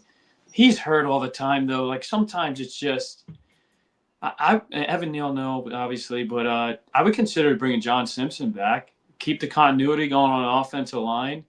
If it's like a good, you have money to spend. So if you could address it in free agency there and not have to worry on it, you know what you're at least getting there. Then your line is set. Imagine that going into the draft and you have your offensive line set. That hasn't happened with the Jets in a while. So yeah, I would bring Simpson back if the price is right. And I think the big draft guard is the guy from Penn State, right? Laona, whatever his name is. Ilona. Like look at our line. We have like Fashanu and Membu are they're young. Tittman's still young. Maybe we need Simpson, who's been around a little bit longer on there, like some sort of veteran presence. Even Myers, I don't think, well, he was at the Packers, so he's been around a little bit. But, yeah, I would be fine with bringing Simpson back. Bring Simpson back and draft a guard. Maybe not as early as the guy in Penn State, but, later on, bring some more depth in there. Because, these guys go down left and right, too. So, yeah. Do you guys know Logan Jones from Iowa? Right, the center. He ran under 5 on the 5 seconds on the 40 as a big, huge center. Dude, I've been wanting that guy all day. He could slip over to guard also, right? So like, bring him in and like he could fill in at either center or guard, possibly. I think that'd be pretty cool. Yeah, and Billy SBC says it in the chat, right? Emmanuel Pregnon from Oregon, another. Guard prospects. Yeah, sure. Yeah, absolutely. they're there. So I would want AVT on a prove it deal, right? And it potentially be a death piece. And I still would want Simpson back. Have them guys compete for that. Why not? Like, I like John Simpson. John Simpson's only 28. And people are just like, get him out of here. Don't not me, man. Give me John Simpson. He had stupid penalties last year. Blah, blah, blah, right? He had penalties because he was defending a lot of his damn players that were getting bitched around, okay? When people were coming in just like tossing Justin Fields around or whatever, he was the first one to get up and pick dudes up and just throw them somewhere else. Like, I don't understand why nobody wants you. You need an asshole that is on your line, and we do not have enough of those in this team. True. So, Chris, your thoughts on that? No, that's what I'm exactly what I said there to you. Like, I agree with you. Like, you need like that veteran guy to protect the little guy, not the little guys, but the young guys out there. I think Simpson brings that, because if not, who's the guy that's been around the block? I mean, Tittman, what was it going to be, year 4 for Tittman, year 3, something like that? So yeah, I'd be down with that. That'd be fine by me. I think the priorities going into free agency has got to be defense. And the defense is terrible there. We need so many positions there. But if we could get Simpson back, if you got Simpson and AVT on a prove it deal, sign me up, because who knows? AVT has the potential. We've seen him be successful. We just can't see him stay on the field for longevity. He just doesn't. So we got these other guards. You got David Edwards, Ed Ingram, and you got Zion Johnson. Now, Chris, can you tell how more beautifully how these pictures look, right? They look a lot better uniform, right? That's Snowball. So you can tell the difference, okay? So I give that to Snowball. But your thoughts on one of these guys? Zion Johnson, no. I don't know. Like, of all those guys, like, I'd rather Simpson and AVT back than these guys, Those are my, like, I don't know, like, why reinvent the wheel? Like, if they come back, like, it's more continuity. They play together there, and that's, like, so rare with the Jets to have an offensive line that's played them all back. Like, that's and like, it wasn't like that was probably one of our stronger suits was an offensive line. We have promise actually in an area, and that's offensive line. So yeah, but not Zion. I don't know. Like, none of these guys really jump out to me. I'd rather bring AVT, Simpson, or just go to the draft and see what we could do there.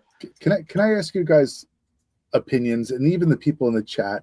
I want to ask. Right, last year was an anomaly, right? Like, to have your starting 5 the whole season, right?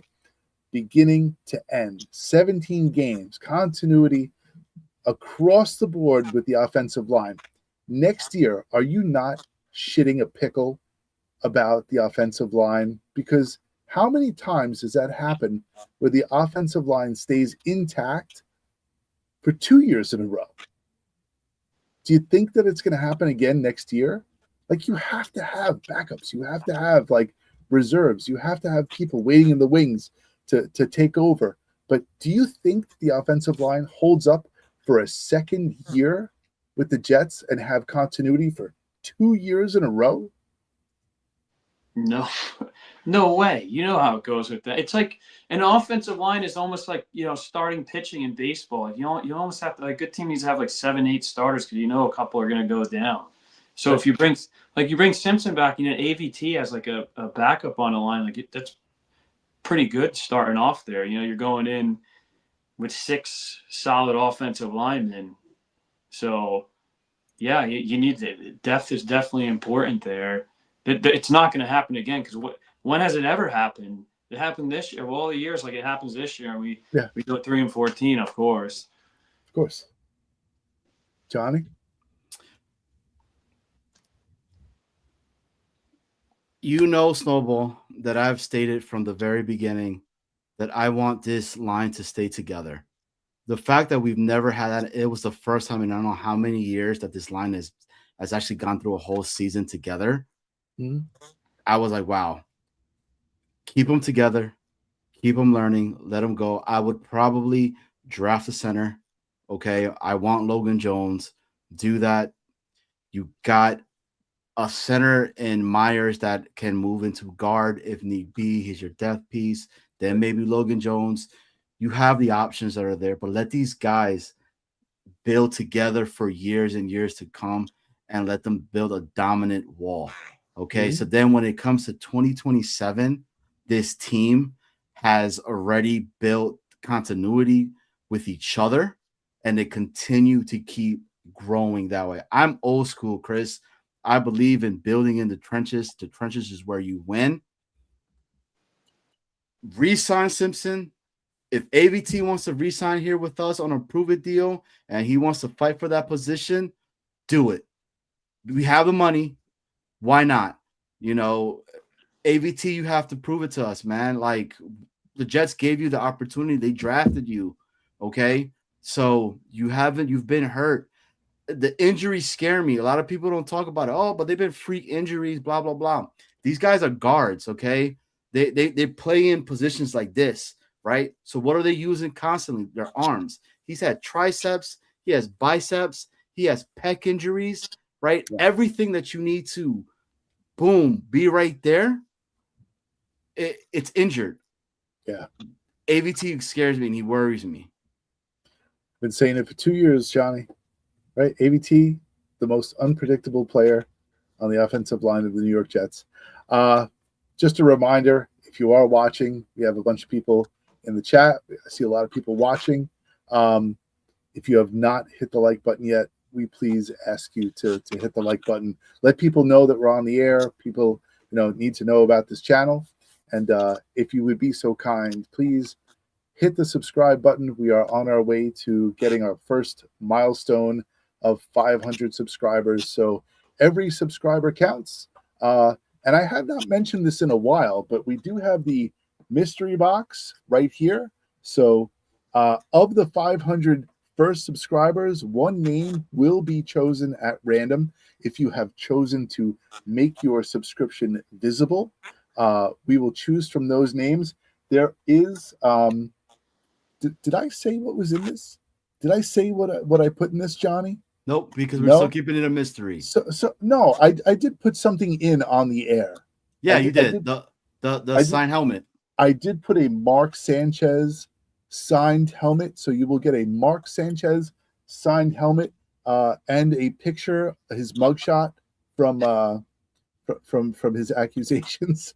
But other than that, there is something else in there that is probably more valuable than the Mark Sanchez helmet. But for all of you butt fumble fanatics, that's definitely in there. But there is something else in there, and I have plans on possibly adding something else into the mystery box in the near future. But we are running short on time for that because we are up to 400 and I don't know. I think we're around 430 subscribers. So we only have 70 more subscribers until we get there. So every subscriber counts. Chris, so we like to do a open panel. We bring some people up here. They're going to ask you questions. Everybody that's coming on, as we always say, please be mindful. Let everybody get their thoughts out, and then intervene when need be. Chris, are you game? Yeah, bring it on. Let's go. All right. Okay. Well, let's see who's coming down. I think we're getting a caller. Who's the first caller calling in? I know. It's just rough. Hey, how you guys doing? It's shit. Call waiting. God damn it. Hold on. Coach is here too. Hey, Coach, what's going on? Dude, I do not know how to turn this off. Oh, we got another caller in there. I'll jump in. Hold on. Our guy Afram is here. Our guy Afram's in the building. Gentlemen, what's going on, guys? Afram, Coach, Thunder. Let us introduce you to Chris. Chris, Sports Talk. Guys, if you guys have TikTok, I don't know how to use it. I just know how to press a button, okay? And then I get on there. Great content that he brings up at over there at TikTok. Guys, check him out sometimes. But guys, talk to us. What you guys' thoughts on what's going on? How you guys doing? Good. How are you guys? When you brought up Mark Sanchez, my wife literally was just like, whatever happened to him? So she was just looking up all the drug charges and stuff. But I don't know if you remember him making the cover of the GQ magazine back in the day. Oh, yeah, I have it. That beautiful birthmark. Yeah, no, for real. He got rid of. I have it somewhere, and it's like, it's just funny. It's like, you save stuff like that when you're younger, and it's like time goes by, and it seems like so long ago. It's a shame. Everything's a shame. 100%. Yeah. Afram? no quarterback. How sad was it seeing all of those quarterbacks up there, right? So when you put those quarterbacks to like an actual view of it, you're like, holy shit, it is really that bad. It makes you say, draft a kid from Penn State, just throw him in there from day one, and will your win-loss record change with these guys and that guy? Afram, you wouldn't have any wide receiver, tight end development if you throw Aller in there early, and that's one of the. Are you going to get it from these guys, Coach? I don't know. Yeah. They're all bad options. Chris, pleasure to meet you, dude. Yeah, nice meeting you guys. Good job. It's a tough situation, It's why I want Marcus Mariota. Is why I can live with Marcus Mariota. I just got to have some talent. Thunder. Yeah. So my thoughts are, we know what these quarterbacks are. Marcus Mariota, Carson Wentz, they're dog shit, right? So I don't want to bring a quarterback that's at the tail end of his career that we already know what they are. I'd rather bring a quarterback in that's maybe in his like third or fourth year that has not had a shot yet. We cannot develop quarterbacks for shit, right? So maybe Ben Johnson was developing the backup quarterback for the Bears. I forget his name. Was it Taylor? What's his name? Bagent. Yeah. So my buddy Carlos is a huge Bears fan. And when Caleb was a rookie, he hated Caleb. And he was like, they need to put Bagent in. He's already processing and stuff like that. I mean, you never know. It's preseason games. But my thinking is, let someone else develop a quarterback and then give them a shot over here. And not saying it's a long-term solution, but maybe you could catch lightning in a bottle, right? Because you don't know what you have, as opposed to getting a quarterback that you already know what it is. Like, if you really trust like Frank Reich to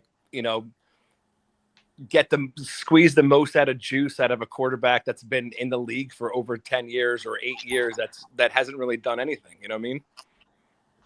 Agreed. I mean, but it's going to cost us something, right? It's going to cost us a pig to get the Tanner, Bagel, whatever his name is, right? It's going to cost us something, right? What pick? What do you think it would cost us though? Maybe Probably day two? a fifth or in the fifth round, maybe fourth.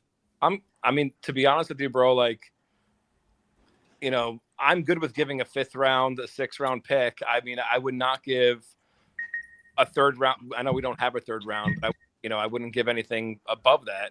You know, I mean, just for a shot, because Don't we get an extra 4 and 5 because of The comp picks. Yeah, Comp the comp picks. picks. I mean, I'm gonna go back and what Chris was talking about a little bit earlier when it came to Tanner McKee. What's the difference between Tanner McKee and getting a Drew Alar and getting a I don't even know, man. Not Ty Simpson because he's gonna get like super early, but Luke Altmaier, getting any of those guys there. And I'm like, shit, you know what? You're right, because I get it, Thunder, in regards to actually, you know what, Chris, you take it away on this one. Because I like what you said earlier. You know what it comes down to? It comes down to like what picks are we talking about? Because like you brought up the graphic where the Eagles are looking for a second or third round pick for McDonald. Done there. That conversation ends there. But if we're talking a fifth or sixth round pick for like a Bajent or something like that, I'm intrigued on that. But I'm not going to get, it all depends on the value of the pick, like how high we're giving them to these guys. Because McKee, like, we're not giving up a second round pick for a guy that started like 2 week 18 games and the Eagles were playing for nothing, It's kind of almost like the same thought process with giving Malik Willis $30 million a year off 5 starts, But then I understand the sentiment of, hey, we know what we're getting with Mariota or these guys, like maybe go for a guy that has a high ceiling like Malik Willis too. So it's kind of like there's a little bit of give and take that we have to have. It just, it sucks that our team puts us in this situation. We're debating all this like, man, they put us in the worst situations to come up with. Why can't we just find our quarterback for the next 10 years?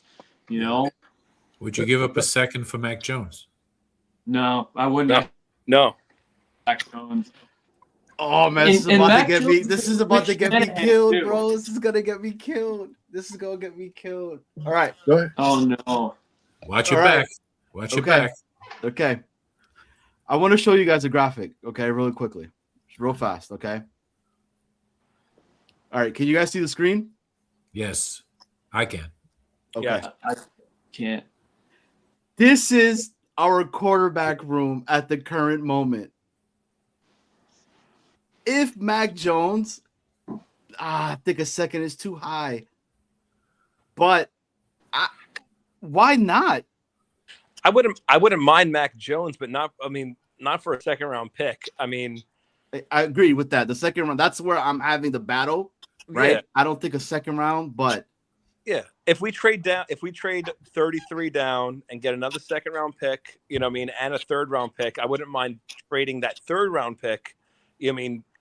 Because that's taking the place of like a Nussmeier or somebody like that, right? So you already have a quarterback that's been getting some kind of development, and I hate it when people are like, oh, like Sam Darnold got developed by like, Shanahan and this and that. It all developed by a whole bunch of people. Well, yeah, that's exactly. It's like it's the totality of it, and it's like he's the total part of all the sums. So like everywhere that he went, he learned something.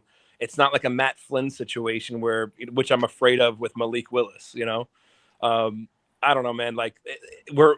Like Chris was saying too, and we all agree, we're in a horrible spot. I feel like no matter what we do, we're kind of effed, but we're all hoping for the best. And, we took our shot last year with Justin Fields. We tried to catch lightning in a bottle then, and it didn't work out. So it's like, I commend actually Glenn for cutting ties. Like, hey, this is not working. Let's try something different. And the only thing we could do really is just like wait till 2027 when that draft is loaded and we have 3 first-round draft picks. And it sucks to say that, but it's like we're in a waiting game. It sucks. I can't like go. I can't strap up week 1 ready to go and like have that. I want to win. Like we all want to win, but yeah, I'm trying not even to think of 2027 because I'm like I can't do 3-14 again. I can't keep doing this. They're driving me nuts. Yeah. I'm just trying to be realistic because my heart's been broken for so many years, and no matter, they always reel me back in. I always find something to be excited for, and to make me watch, whether it's a rookie or something that you're interested in fantasy, you know, it's like I mean, because we're all fans. I mean, this is what we want. But when you take a seat, you know, a back seat and just take a look at it all, this year is not going to be great. You know, will it be better than last year?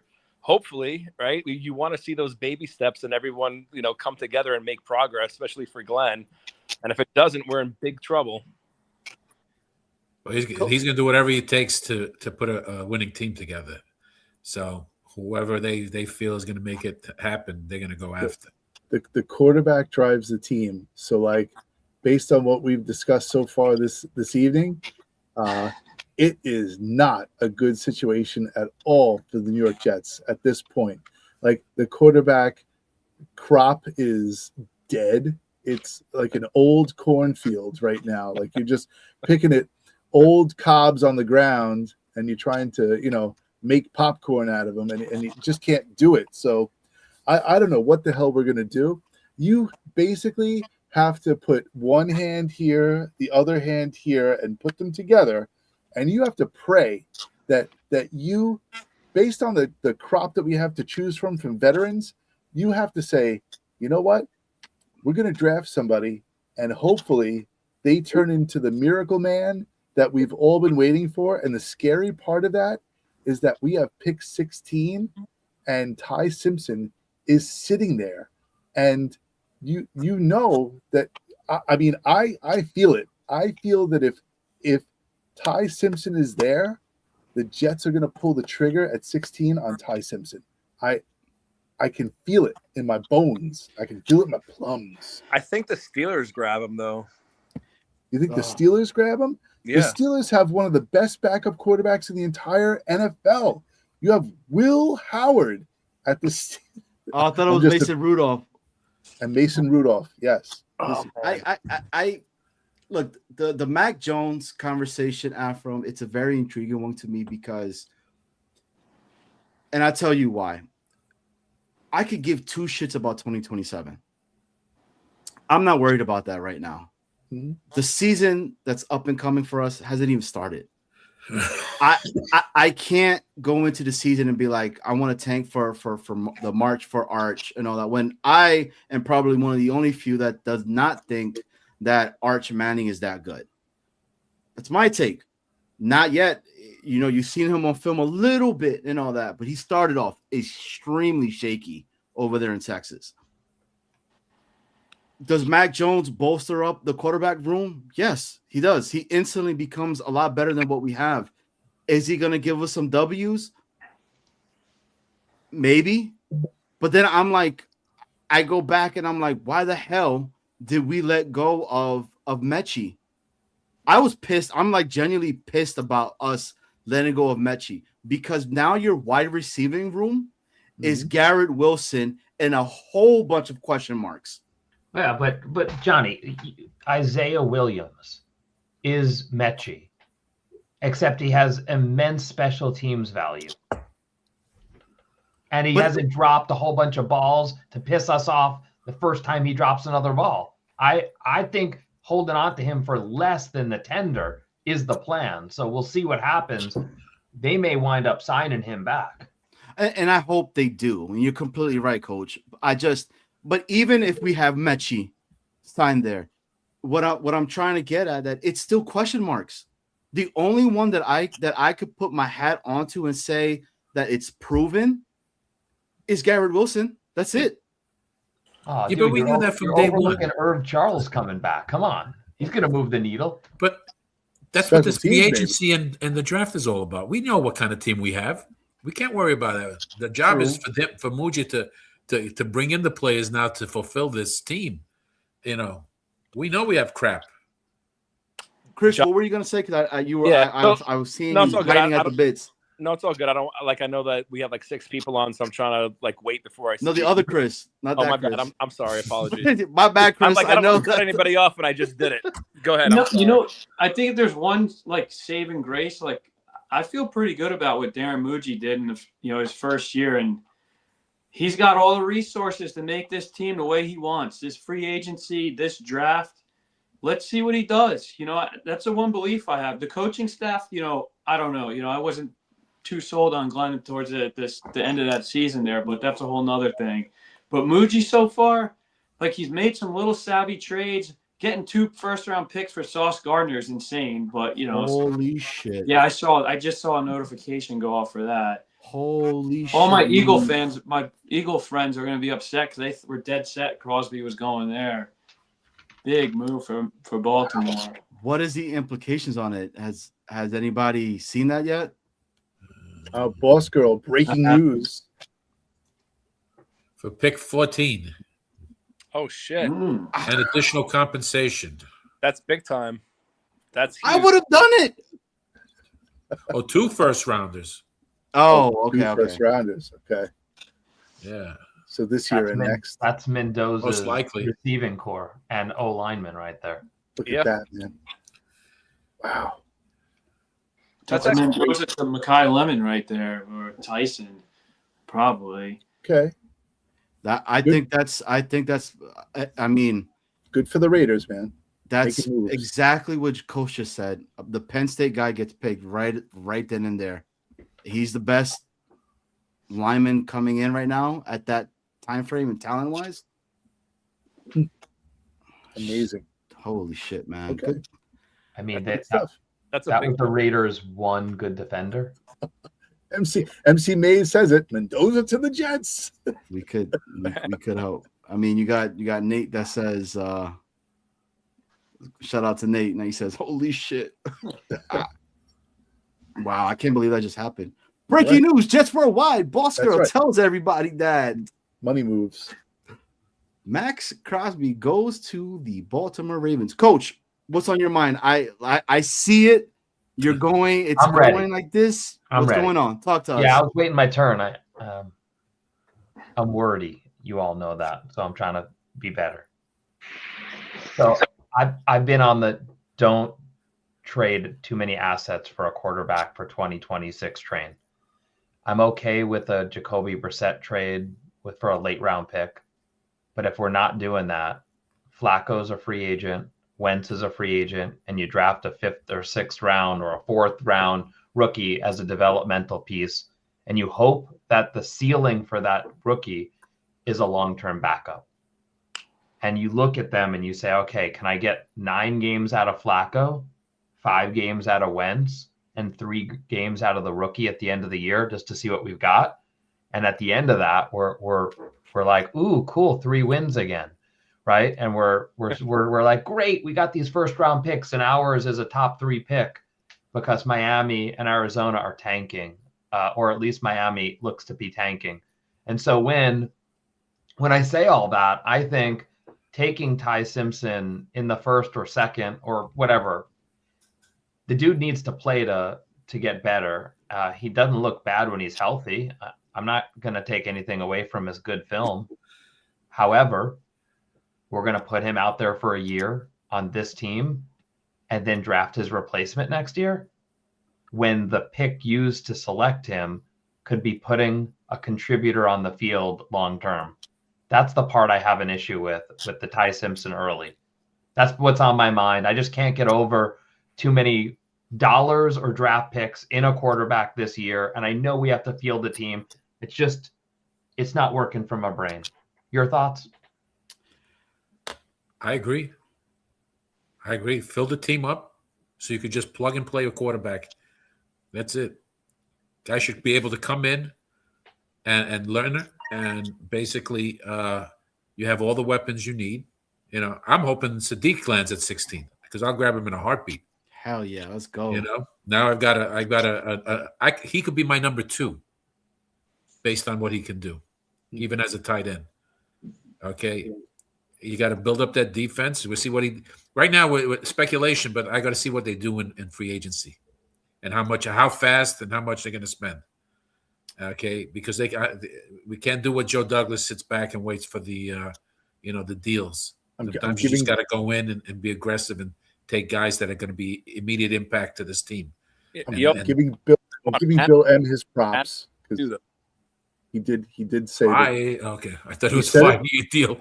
He said it first. Boss girl came in after him, but Bill M, I heard you in the chat. So 26, props 27. to you. That's it. Thunder, your thoughts on what Coach was saying?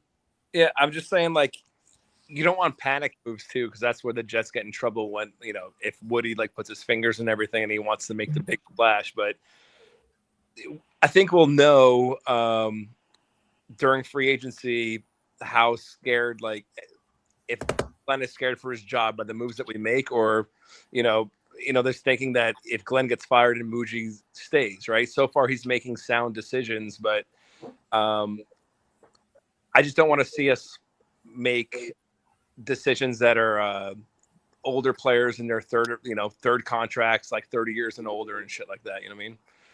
I want to sending players in their coming off their rookie year, going into their second contract, that are in their 20s, not a 30-year-old looking for a payday like Anzalone and shit like that. No offense. I mean, I don't want him, Dude, I've been saying that the whole time, Thunder. You've probably heard me.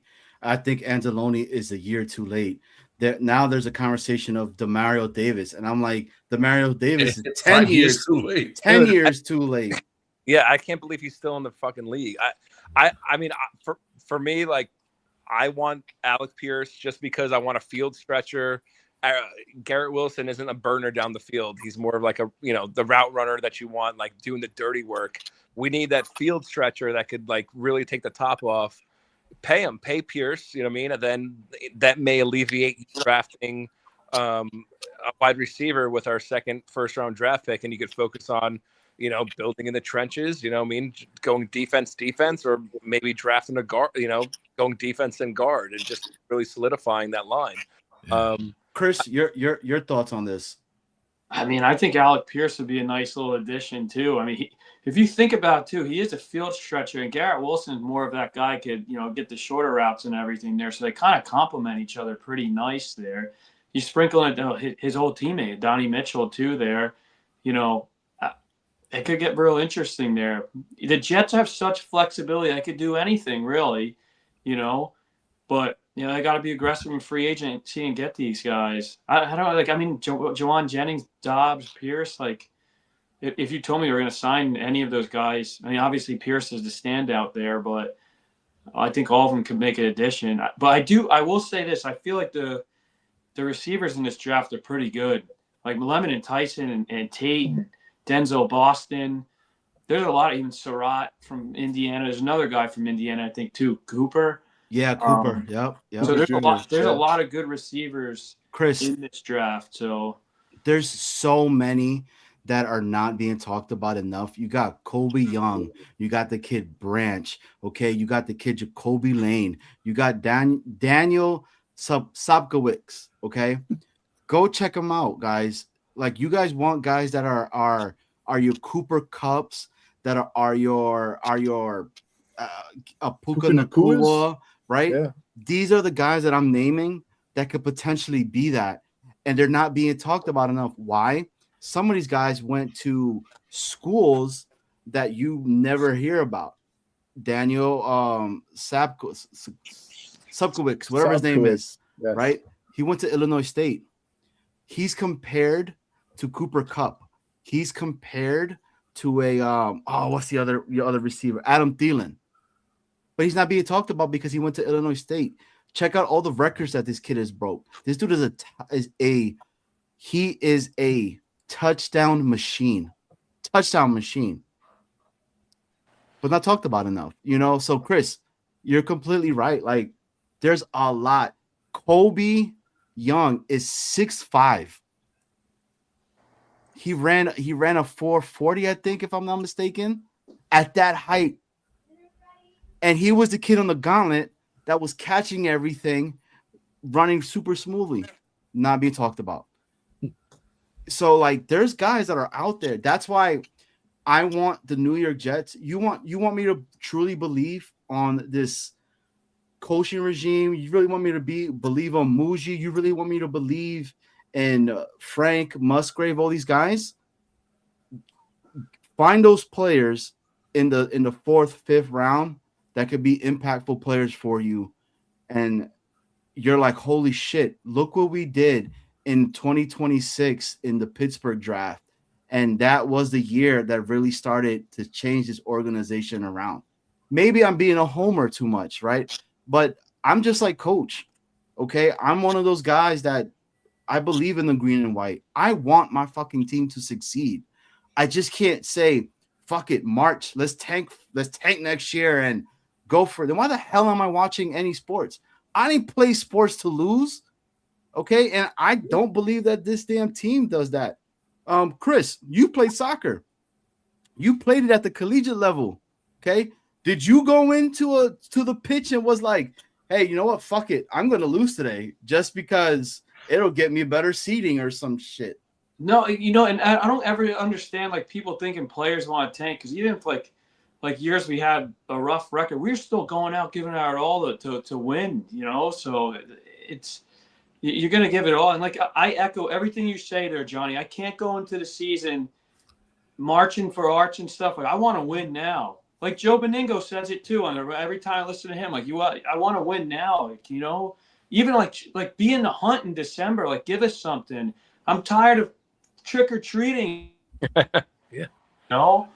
Enough. Like it's gotta we deserve better, because you know what? When we do get good, like us Jet fans are like animals that's been stuck in a cage for a decade now plus, and we deserve better. We really do. Look at us. We're all here in it's March, and we got 6 passionate Jet fans here debating. We deserve better, and I got to go into the mindset like whatever 2027. Who knows? Because we were saying it earlier. This was supposed to be the quarterback class this year. So much could change and stuff. I'm focused on seeing what product they could put out this year and to be competitive, because I'm tired of it. It's been 15. I say it's tired, but I show up every week, So maybe I need to get my head examined, but it is what it is. It's this thing where it's like, hey, just 2027. Fuck 2027. Like, oh, but watch, the Jets are gonna be like just enough to get us out of that range. So what, dude? Our winning should not be like, if we get 7 wins, it's a good year for us. No, it's still a losing season. I want 9 wins. Like, give me 9 wins, and you could build off of that. I think we're talking about wins like we should be talking about improvement. Like, this team has showed us some really low lows in the last couple of years, especially at the end of the season. I think we should be really measuring this team based on the competitiveness, the drive, the scheme fitting, and player improvement. Yep. I mean, how many times last year I was making jokes about like punting it on 3rd down because our punter was so good, and like our offense was doing nothing. And I was like, well, we got an opportunity to pin them back. Let's see what we can do. Rewinding the tape to the Pierce idea, I don't know if there's a Jets fan that says Pierce is a bad fit. I think the Jets' tax to pull Pierce in is prohibitive. We don't have Fernando Mendoza going number 1 to our team where we're like, dude, come here. This is the plan. So, Chris, your point of like, let's get through free agency or Afram. Let's figure out what this team looks like structurally. I think we're not an attractive destination at the moment. I think we need to pull in probably a little bit more quantity versus quality, and that's going to hurt everyone's feelings, right? But we got to field the team. We've got to see glue guys be glue guys, and the schedule looks difficult, but it's week to week. It's play to play. You got to win 1 play at a time. You got to beat the one guy across from you, and we haven't seen that. We haven't seen our team have these superstars that can impact the game. We've traded a few away. I'm excited with these top 4 picks to make 4 picks, hopefully turn into 5 amazing starters is sort of my ideal game plan here. Who are they scheming against on defense? Let me ask you guys this, okay? And then Afram, I'll start with you. In the NFL, you're measured, right? Not because of you improved. You're measured by the wins, right, Coach? Like, and I understand what you're saying. Like, if you get an improvement and it looks better, I understand that, and I'm not here trying to be disrespectful, nothing like that at all. I'm not being that at all. Okay, but you're measured on by wins in my book, at least. Okay, And you want to show me improvement, you're showing me improvement by giving us a winning season that we've not had in the last 10 years. Okay, you want to give me an extra improvement? You want to give me that A+ that I never got from my teacher in Snowball? Okay, you get us to the playoffs, and you make that happen. Do I think that this team is going to do that? No, I don't. But I understand what you're saying. Yeah, show the improvement. Show that, bro. We deserve this, man. Like the team deserves it. Yo, Johnny, my question is this, right? So even if we went like 5-12, it's right? a shit season for me. Okay, regardless, it's a shitty season.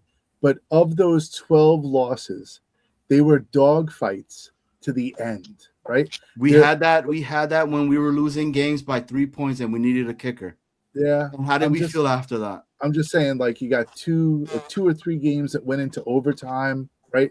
And like, you know, they just scored on the first whatever drive, you know, things like that. Like, it to me, I understand that 9 wins is the pinnacle, right? Like, you know, you should aim for at least 9, and I get that. But if you have a season where you're in the dogfight, like you have a shitty season, you have 6 wins, whatever, and you're fighting until the end. They're not blowouts like last year, and you see players progress throughout the season, getting better. We're scoring more points. You know, the defense is holding up when it's supposed to. Like, I can't downplay that. I can't downplay like visual improvement, although the losses may come. Like, it's very here and there. You know, like it's such a like a conundrum to go through. So I hear your point of 9 wins. I would love that. I would love, you know, 9, 10 wins, surprise the shit out of the whole league, and just like, you know, get into the playoffs. That would be amazing. And with the coaching staff that we have in, like, people are going to say I'm crazy, but I think it could happen. Like, I think that is possible. If they hit, like Coach said, like Chris said, like Afram said, like Thunder said, if we get people into this regime, like if we get people into the locker room, like if we hit on those first 4 picks, turn those first 4 into 5, like Coach said, and get some superstars in there, there's a possibility that we could shake up this, like really shock the league, you know, and get there. So I'm not putting it behind it. It all hinges on it all hinges on the quarterback. You know, it all hinges on who's dishing the ball. Afro? So, yeah. Well, the only guys you're going to get here, you're going to get here, the guys you draft, because they have no choice. Correct. Okay. So those are the guys you know are coming. Right. I don't see wide receivers coming here because, like Coach said, who's throwing me the ball? All right. So you probably could get better chance of getting good defensive players than offensive players. So, and it's going to come down to Muji and Glenn have to be tremendous salespeople right now. They have to paint such a picture that these guys want to come. Okay, they got to be diplomats. Yep. Basically, Chris Sports, talk to us. What's your take on what we were just talking about? Well, Snowball's got me ready to run through a wall today in 10-7. I would love that, but you know, like, you never know. Like, this roster is going to the defense is going to get totally overhauled. I mean, guys assigned. I think, like Coach was saying too, though, it might not be those top tier free agents. It's going to be those guys that are like you know, B, C guys. The Commanders did this right before, and they got Jaden Daniels, and they went up to the NFC Conference Final. They didn't sign any of the top tier free agents. They signed a bunch of guys, a quantity of them. I think that's going to be the Jets' approach there. And honestly, I think that might be the right approach for them too, because they have holes and they need depth on that defense. Things change quick. You make the right picks, you invest in the right areas, you have depth and stuff. Things can change quick, so you never know. Why not? Like, you see it. What were the Jaguars last year? Before this, they were terrible. I know they had Trevor at least there and stuff, so it's a little bit of a different situation. But and a new coach coming in. But you kind of get my sentiment there. Things change quick. Look at the Commanders that with Jaden Daniels in his rookie year. So, Dude, it happened in our division with the Patriots. Everybody, I get it. Everybody says that the Patriots had an easy schedule and all this shit and all that. Look, they spent 200 and something, whatever it was, amount in free agency to bolster up that defense. That defense ended up being top 10. Okay. They didn't add a whole bunch of like big names or anything. Now, can you compare the two organizations? No. Okay, because when you walk into that facility, you see all of them Vince Lombardi trophies and all that. That shit is like, holy shit. Like, this is where Tom Brady used to, and I hate the Patriots. But Thunder, what's your thoughts on what we were just talking about? All right. First off, I agree with everything Coach and Snowball was like saying. If we progress, that means we have a coaching staff that they're buying in. Like, we can't have 20-point losses and shit like that. Like, that. What? I know it's about wins and losses. I want to see them buy into the program, and I want to see actual coaching. What you're talking about with the Patriots and Vrabel, he's a good coach. He's got a good coaching staff. Like they had an easy schedule, but they were able to win against the team, if it was dog shit or not, across from them, right? They got mollywomped in the Super Bowl, but it's like they had good coaching to get them to that point. With all my heart, I want our coaching staff and Aaron Glenn to be good, and I want to see progress where everyone buys in and we're showing progress. And if we're a kicker away, that's a blessing, right? Then get a kicker. You know what I mean? We're like, if you named any position on offense or defense to me, I would say, yep, we need that. We need everything. Right now, we need everything, and it sucks. But it's like right now in the NFL, coaching is the biggest difference. And I just want to win, man. But I did want to ask one question, if I could. Yeah. About wide receivers. I want to see your guys' thoughts. So after the first, I kind of break stuff down to tiers, right? So in this draft, you have like the top tier of wide receivers. Lemon Tate and was it Tyson Jordan or Jordan Tyson? I'm kind of doing a Jordan Cameron type of thing. I always switch the first and last name, you know what I mean? But after the first three wide receivers, what are your next two wide receivers? Because I hear a lot of I know people talking about Boston, but what about like Concepcion and stuff like that? So playing devil's advocate, if the top three wide receivers are gone before the Jets pick with their second first round pick, and you're dead set on picking a wide receiver, who's your next set of wide receivers in that second tier? Okay, so Cooper Concepcion, right, had the issues with I think it was like 16 drop balls last year. So I'm kind of weary about that. And that happened in the gauntlet too. Denzel Boston, he's a big guy, so why not? Is Denzel Boston the dude that kind of comparing it to Mike Evans or no?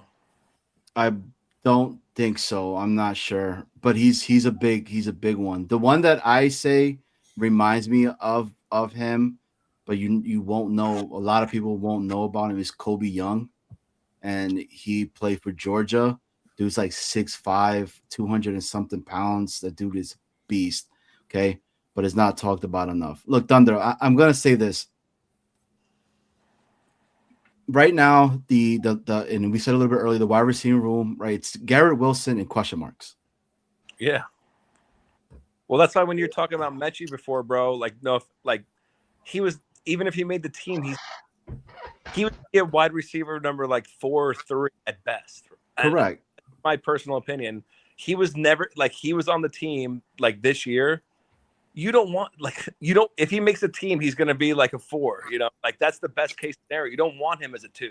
Correct. And you could see that he's dropping passes. They're doing freaking screen passes to him and stuff like that.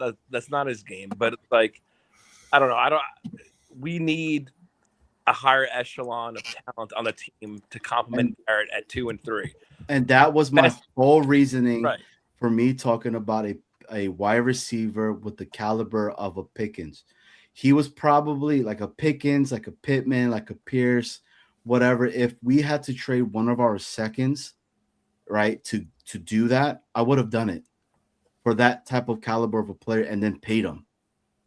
Because you're putting a possibility of a 1A, 1B. You know what everybody's issue was with Pickens? His attitude. His attitude. That Yeah. he starts talking about he wants the ball too much. Okay? He talks mean to people on the side and everything. When he was yelling at Kenny Pickett, that was being Kenny Pickett who looked like shit. And the kid wants to win. Yeah. It was the most craziest conversation that I was having with people because I'm like, what are you talking about? You want that. We have enough of nice guys there. And then you still get yourself a lemon or whatever with the 16. Or you know what? You screw everybody up and you say, I'm going to get Sadiq there. And your wide receiving, tight end, receiving core, whatever the hell you had, changes drastically. And then you could input pick the crap litter of quarterbacks that are out there that we're trying to dust off to hope. And I'm talking about Joe Flacco's. I'm talking about a resurgence of a Carson Wentz, of Andy a Geno Dalton. Smith, Andy Dalton, Marcus Mariota, that would give you to be like, damn, but they got all these other talents around them. These guys could get them the ball that quickly. So to answer your question, Thunder, I know I went in a tangent and a rant, and I apologize about that. Okay, but the second tier for me, I would probably go Boston because of his height. Concepcion, he's a good route runner, but I question his hands on catching stuff. Okay, so that's my take. Chris, take it away. My bad. Yeah, I kind of if after those top receivers, I would go with Boston next.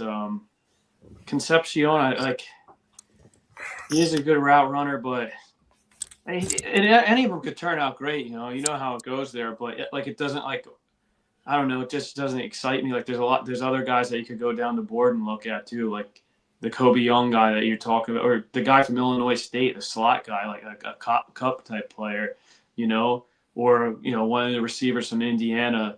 I just feel like it's if you're at 16 and Mekhi Lemon is there, or Tyson, it could be the best receiver in this draft. He just had injury issues. 100. He might have the most talent of them all. I mean, Tate is great too, but I don't think he would be there at 16 unless the Jets traded up for him.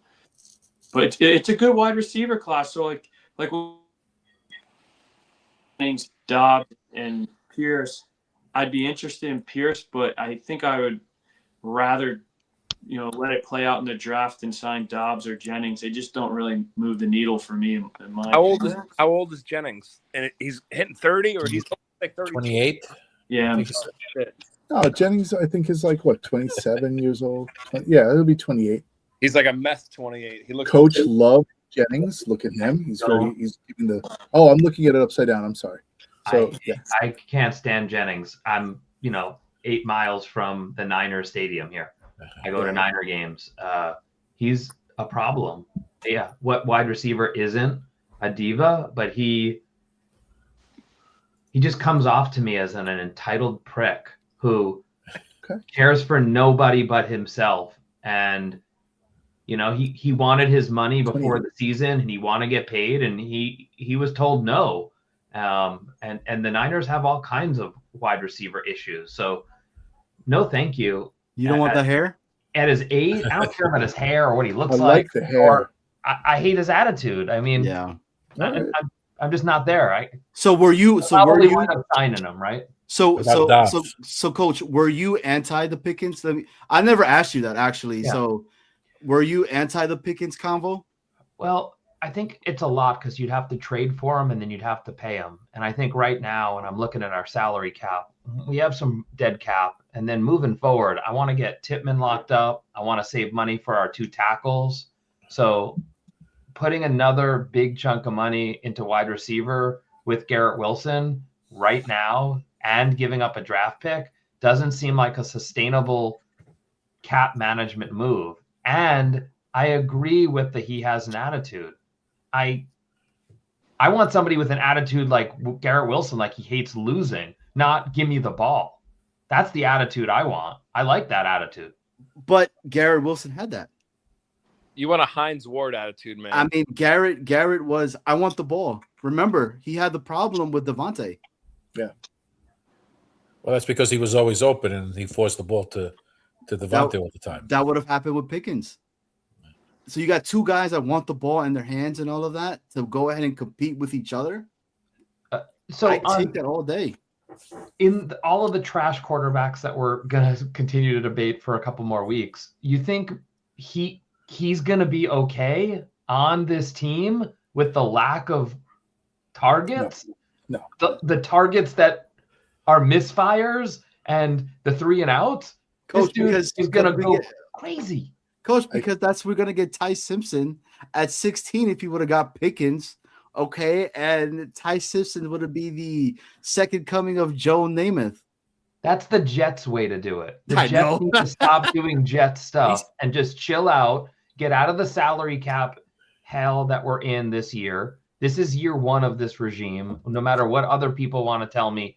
Last year was a holdover. This year, they can make some moves. Next year is really, they need to show me something, like big time.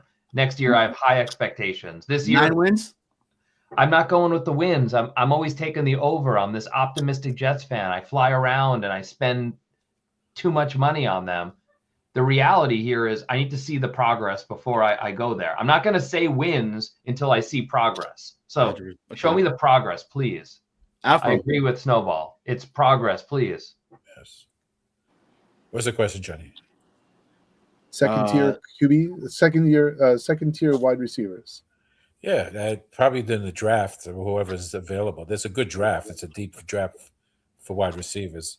I say, whatever, the first 4 picks, maybe 1 offensive guy, the rest defense.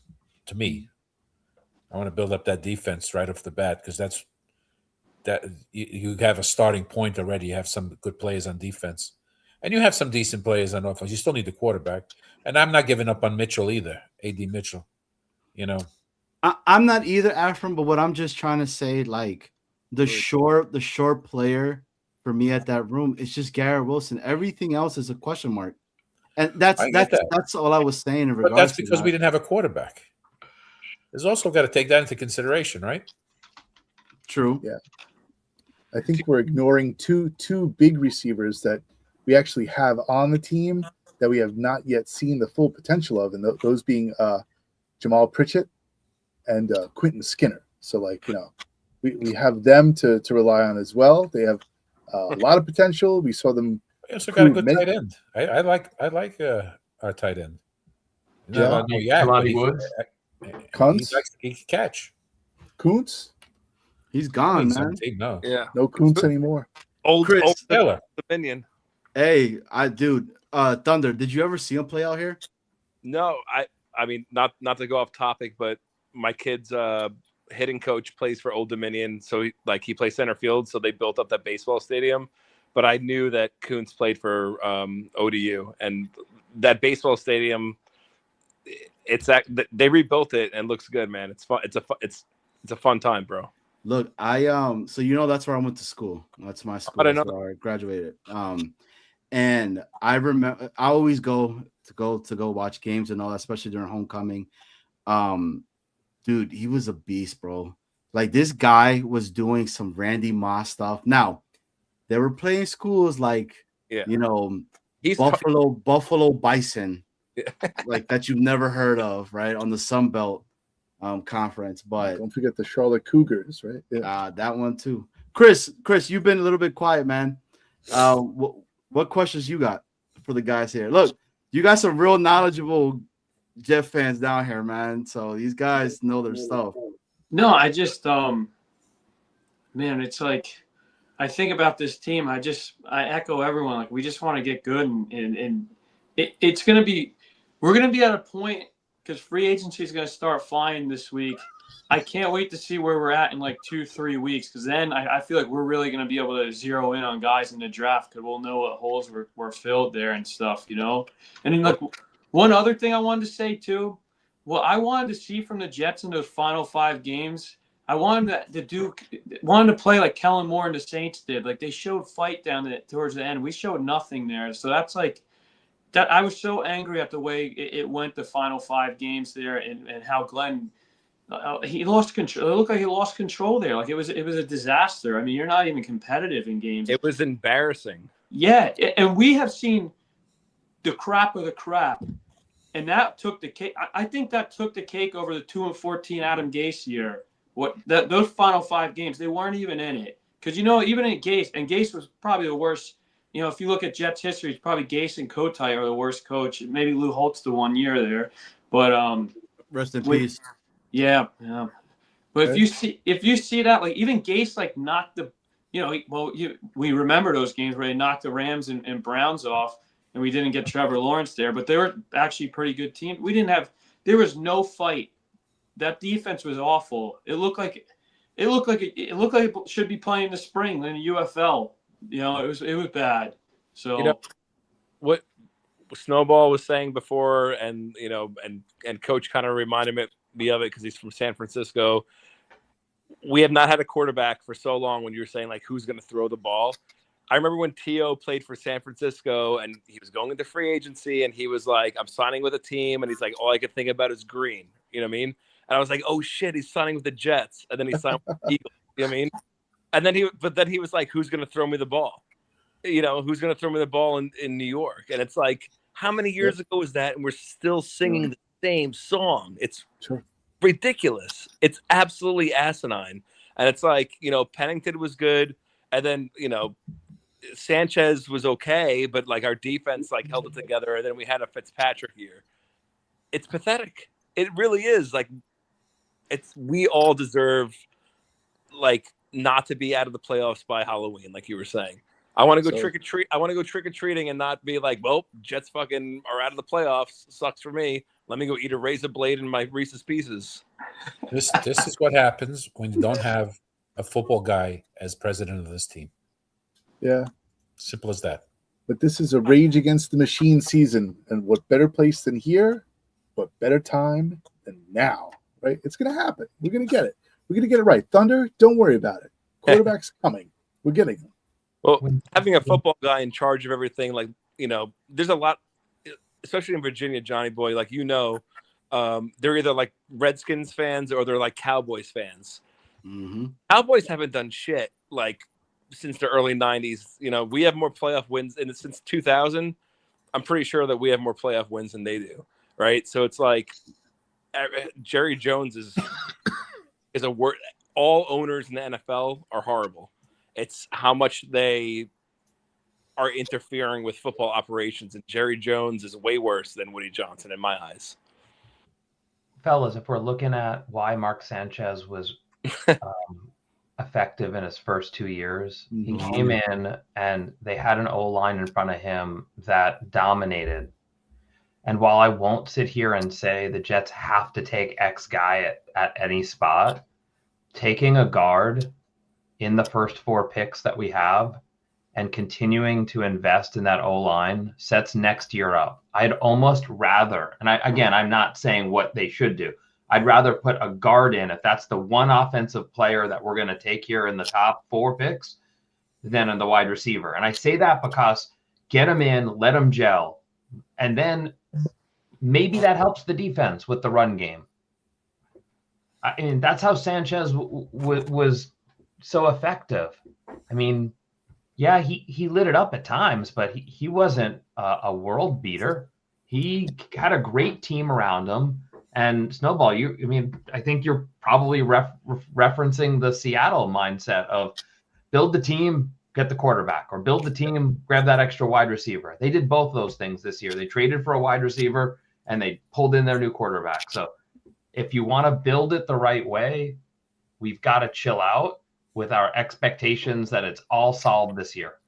I think it's going to hurt, and I'm super optimistic. As soon as this team is filled and from free agency and the draft, I'm going to sound more optimistic than Johnny Boy. I am going to be like, this is it. I'm taking the over. I was just kidding on all those under comments. Like, that's what's going to happen because I'm diehard. So whoever they put out there, whatever coach they've got, I'm rooting for everybody but the owner. You guys know who could be the quarterback that could save us, right? Do not say Mariota. Back it out the park. And we all about the money. Yeah. And it's all about the money. Oh yeah. Yeah, I know we about to run it. And you know we about to run it. Yeah, get it cross state lines. Kings Aziz going, Katie going, Trey 5. All net like I'm starting for the Nets. Base to base, I might suit up for the Mets. YGs, OGs represent the Jets. That's the guy. Is that the wide receiver who tossed the ball in the option? Hey, we need something. All right, we need something. I only have one question. What song? Where'd you get that song from? You know who that is? Johnny wrote it. That's Nas. Big shout out to Nas. That's kind of tight. Not gonna lie. I was listening to Brick City Mash and freaking Redman before, and it brought me back to like mid '90s and shit. Hell yeah, Brick City all day. Hell yeah. Guys, I don't know, man. I just want to win, man. Like I'm just tired of like gotta hype myself up. Let's see what happens Monday. That's the thing. Like they could fix so much in free agency, and I just feel like everybody is just so wrapped up on the draft that they just forgot about free agency. They said the hell with free agency and go that. And I mean, hey, look at this. Shout out to our guy Macho. Macho, we were waiting for you, man. Seeing where you were at. I just want to win. Coach, I just want to win. Chris, I just want to win. Snowball, I want to win. Afram, I want to win. Thunder, I want to win. I want to win, man. Like I don't want to win. I don't want to tank. I'm not waiting for 2027. So I want to see some improvement. I want to see this team play as a team. Yeah. The connected part. No tanking. Do you think we underwhelm or overwhelm in free agency? Do you think we're gonna underwhelm? Big splashes I think meticulous splashes, not splashes. I feel like Muji has got a good head on his shoulders, and he's going to do it the right way. You can kind of see the moves that he's making already. Like, I don't anticipate any big splashes. Yeah, I think so too. He gets the right guys at the right position. Yeah. Hey, I think so. And there's going to be some guys. There's going to be some guys who they're going to pick, and you'll be like, "Who's that?" Yeah. Look, they have them. I'm gonna show you guys. It's gonna be on defense, right? Look, it's JFM. You got this huge monster and reader, but then you got a guy in the name of Chris Tunga. Nobody's talking about him. Dude's 29 years old, 6'4", over 300 and something pounds. And he could be another rotation piece that's not going to cost you a lot of money. Okay? Nobody's talking about him. I feel like that's what Muji goes to is those guys. Like, and probably it might not be exciting at first, but that's where I feel like he dips in. I don't think he's going to be Trey Hendrickson shopping or – No. But you got a Jalen Phillips. You got an Odafe Alway that is there. That Odafe could change that culture. It's another edge player there that fits the 3-4 scheme that they're trying to go for. There's a reason why myself and Snowball, we put these players because they fit the 3-4 schemes that they're trying to go into. Linebackers. I don't want Alex Anzalone. I think it's a year too late, right? But why not get, just like what Thunder was saying, you could get these players that are on their second year, trying to get that second year contract, are good, but a lot of people don't know. People don't know who Quay Walker is. Unless you watch Georgia play. He was part of that national championship. Yeah. How many people knew Devin Lloyd had 5 interceptions last year? Mm-hmm. All these guys fit your mind line, the Mike linebacker that you're wanting to, and they're all 6'4", over 230 pounds, and they could run and they're fast and they're good at coverage. So let me ask you this question, Johnny. Right? Like you look at the draft, and a lot of people are saying, that we're going to take Reece at 2, right? But then everyone's like, well, is he a true edge? And then like Bailey's a true edge, but there's question marks about him. And then you got like Sonny Styles, you got like all these. Bane has issues and whatever.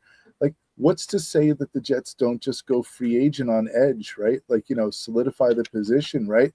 And then maybe you do take a joker like Sonny Styles later on, whatever, you trade back and do something like that. There's a bunch of possibilities that people are considering them. I'll give credit to like a lot of people are throwing those possibilities into the pot, but a lot of people are just set. We're going to go 2, we're going to go 16. So there's a lot of possibilities with that. I am all for taking veterans at positions of need in free agency. Number one, starting with edge. I really hope that the Jets take an edge first in free agency. I think that would put a lot of people's minds at ease. There's just and I agree with you. Look, everything now they're talking about this Sonny Styles is being talked about the second coming of Luke Kuechly. I'm just like, what? Give that to me. The other kid from Texas Tech that nobody's really talking about like that, he's another one.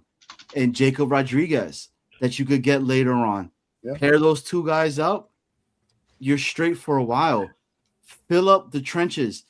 If you need safeties, get a vet safety, right? And then get another safety in the draft. Still go draft that way. Like, build up the holes that you need, right? And then you could sprinkle in because look, I don't care about getting a Caleb Downs. If Caleb Downs is the best player in the draft and there's a potential that you might be able to get him, I don't care at number 2 if you were to grab him. If you could guarantee me and tell me that this kid is like a game changer, a complete game changer that's going to give me 6 interceptions a year, okay, it's going to have people fearing to go down the middle because he's going to smack the shit out of you and force fumbles. Why not? Like, what are we talking about? Like, all right, cool. Let's do it. Yeah. Johnny? We got to run. But I want to say, I guess maybe there's 2 guarantees. One was Joe Namath. That was a guarantee. And the other guarantee is 100% injury rate. So none of us are going to get certainty on Downs. I'm not going to poo-poo the pick if they take him. Dude looks like a baller. Hopefully they can deploy him, and he makes an instant impact, taking him that high in the draft. I will catch you all soon. Thanks for having me. Chris, it was a pleasure. Yeah, nice meeting you, Coach. Have a good one. Coach, pleasure. Coach, don't forget to subscribe on your TikTok account. Oh, I got to resubscribe. Yeah, I got to resubscribe. Why? Why? Because of this? Oh, stop showing. Because of this? Because of this? Because of this? Yeah. I was talking about Chris. Anyway. I want people Which to Chris? subscribe. There's 2 Chris. Chris Sports Talk. I think he's talking to Chris. That's Thunderlips. Nobody knows his name is Chris. That's not his name. His name is Christopher. No. Cristobal. Hey, John. Actually, Miguel. I want to say that you look great, and I'm so happy that you're like healthy and shit like that. Like, you really do. I could see it in your face. Yeah, it's 3 months away. Only 3 months. Can you believe it's only been 3 months? But Yeah. it's still the whole 9 months. Let Chris know, because he's like, what's going on? I told you when I texted you that thing before, it was crazy when I was talking about Darren Lee, how he was like killed his girlfriend, and my son thought it was you. So when I brought it up, the Asmaniac bracket, and he's like, the guy that you visited in the hospital? I'm like, yeah. And he's like, how is he still around? And I'm like, what are you talking about? He's like, didn't he kill his girlfriend? And I'm like, what the fuck are you talking about? So now, like, it's just like a running joke now that you're the dude that like my teenager thinks killed his girlfriend. So hey, tell him I can't wait to meet him. Dude, what? So not I'm gonna say this, and it's not in a perverted way. When can you eat again? So I have actually, I did at ODU. Yeah, the first time I did it, it was tough. I'm not even gonna lie. Like it was hard to digest and all that. But the doctor told me, and I started with a fillet, like a nice sirloin fillet that I had, and Oh shit! So you went like, you didn't like petite, like a filet petite. I went about like it was a 6 ounce, so it wasn't that big, and I thought I could only do half of it, and it was okay. But now I'm at the ribeye, baby, so I'm good to go.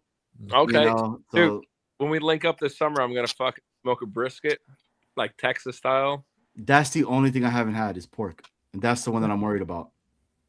Well, brisket, Brisket's beef. He'll do beef brisket. I'll do anything. I don't care, dude. That sounds like a hey, Thunder. I was actually gonna hit you up. I'll hit you up in the morning tomorrow, to see what you were doing tomorrow. So Yep. Hit me up. Yeah, hit me up offline. But I am gonna run. My wife is sleeping. Okay. Couch. That's okay. Yeah, I mean, we'll eat lamb. It's okay. Is this still lit outside for you? No, I'm in Virginia. It's not light out. Did you say lit? No. Yeah, I saw the window there. I thought it's daylight. No. That was just my light in the house. It's definitely. Oh, okay. I'm in Virginia. So it's pitch black, but Armand says if the Jets can't kill Johnny, nothing will. Yeah, hey, and look, Thunder will tell you, okay? He came to visit me. He saw how fucking jacked up I was, right? I still watch the Jets get their ass whooped, okay? Still on my phone, like this, watching that game. So, yeah, diehards. That's what's crazy is like, I remember when I visited you, we were talking Jets, and you know, at that point, the draft position wasn't set, and you did not want to trade. We were talking about trading up for the number 1 pick in case the Giants got it or something like that, because like back then the Raiders didn't have the number 1 pick. Yeah. So Mendoza, you didn't want to give both first-round draft picks to move up. And now we're here, second. Yep. But all right, guys. Hey, pleasure meeting you, Afrin and Chris. Snowball, good talking to you again. And Johnny boy, hit me up, brother. I got you. Take care, Thunder. Nice meeting you. Thanks for coming in. Go Jets. Go Jets. Go Jets, as always. Yeah. And then Chris, just to let you know, Johnny went through a big health scare a couple of months ago. Oh, is he there? He's there. Okay, good. Yeah, so Johnny went through a big health scare a couple of months ago. We almost didn't have Johnny on the screen today, but from his resilience and strength and the team of doctors that work with him, he is with us. So God bless, right? Yeah. Johnny, I'm happy to hear that. I'm happy that we're able to cross paths here and everything too. Glad to hear that. It was actually Afrin was the doctor that actually saved my life. That's it. Yeah. I'm kidding. With my greasy hands and my dull knife. Right. He was the one that was like, if you see my scar, it's like from here to down to there to my belly button, and it's a fucking question mark. It looks so gnarly. Damn. So it's pretty cool, So stories. Yeah, it's cool. As long as you're okay. Yeah. Chicks dig scars. Remember that. I'm married now, so I always tell her. Doesn't matter. I'm always like I almost died. She's like, "Shut up! I know you would have left me with all the kids." Johnny, are we wrapping things up now? Are we done after 2 hours and 40 Afram, guys are the best. Appreciate you coming on, man. Good luck with your TikTok channel. Yeah, Chris. Thanks, Afram. Appreciate it. Yep. And until we meet again, gentlemen, have a great weekend. It's supposed to be warm up here in New York. New Jersey. You're in New York? I'm in New Jersey. Oh, you're in New Jersey. Okay. Oh, by the way, my handle's my last name. Oh, okay. Very good. With the X and everything, huh? Well, it's Albanian. I'm Albanian. Oh, okay. Yeah, and it's Hoxha. XH in Albanian is a J sound. Oh, Hoxha. There you go. All right. See, I was close. You learn something new every day on Jets Worldwide. Every day, exactly. Every day, something new. Afro, pleasure. Be well. See ya. Thanks. You're the best. Chris. 2 hours and 44 minutes of Jets worldwide. Yeah. What is your thoughts? Your first time being on something like this? What did you think? It was awesome. I mean, like I was, to be honest, like I was a little nervous coming in here because I didn't know what to expect. And I mean, I talk sports all the time, and I mean, at work I have no problem getting in front of lead meetings and stuff and whatnot. But this was awesome. Like, you know what I love too? Like, we all have one common thing. We love this team, and seeing us debating like all the things, like we really break it down to every little nut and bolt of this team. Like, we love them so much. We'll debate the fourth string receiver on this team. That's how much we love him. But this is awesome. Like even like how you guys moderate and stuff. Like, it's awesome. Like, you guys are pros. So thank you so much for having me on here. This is like, I told my wife, I was like, this is kind of like a little dream come true for me. I always wanted to go on something like this and talk about the Jets. And, shout out to my wife. I wouldn't be doing this without her pushing me. And then shout out to my dad. I wouldn't be a Jet fan without him passing it down to me and, enjoying watching the games with him growing up. So thank you guys like so much for having me on here. And also, like, thank you for the support in my early stages of my TikTok there. Like, you guys, I think when I had I remember like the first time I had like 3 people in there, and Jets Worldwide started talking in there, and I'm like, all right, they're driving it up. All right, I love it. So thank you guys so much. I'm so thankful for the opportunity to come on here. We are so happy that we were able to pop your YouTube cherry on a Jets talk show. So congratulations. Johnny is always, willing to accommodate that. So very nice. Popping over the cherry. We really had. I mean, personally, I was very happy to have you on the show tonight. Again, watching you on TikTok and how comfortable you are, like, just talking about any kind of sport whatsoever is amazing. So yeah, Mad Mert says new blood. So yeah, you are new blood. I would heavily consider, like just jumping into the YouTube realm too. So, I think you can simulcast like between the two if you can figure that out if you're a tech guy. But yeah, we had a great time. I enjoyed having you on. I enjoyed watching on TikTok, and I enjoyed having you on our show. So, and Chris, thank you so much for coming on. Yeah, and Chris, look, I want to introduce you to our guy Macho. Macho wanted to come here and say hi to you. What's up, Macho? Nice to meet you. Nice to meet you. I want to say, hey, you did great. Don't be nervous. You did great. It was good. Yeah. I did miss some of it. Everything that I caught, though, you were engaged. You didn't seem nervous or anything like that. You did great, man. But I did want to hop on because I wanted to ask all 3 of you a question. It's not something that I really heard too much about, but as far as quarterback, how would you guys feel about Jacoby Brissett? Obviously, he's still technically under contract, so it would have to be a trade. But if the trade, let's say, was a 5th or a 6th round, do you feel comfortable with that? Yes. Your thoughts on just Jacoby Brissett in general? What do you sign me up? 5th round pick, sign me up. But I think we're talking about, he's one of the guys, like, I think he's one of the guys like I want most, and I think like I want Kyler number 1. I know we go back and forth on that, but I think he's going to Minnesota. If I had to put money on who the Jets quarterback room is right now, I think you have Brissett and Wentz 1-2 in there, and then they draft a quarterback in there. Frank Reich gets his boys back, and because Kyler isn't really a Frank Reich type quarterback, not too much. Yeah. So that's my 2 cents on it. I think like I could really see it being Brissett and Wentz there. So you got Brissett as your number 1.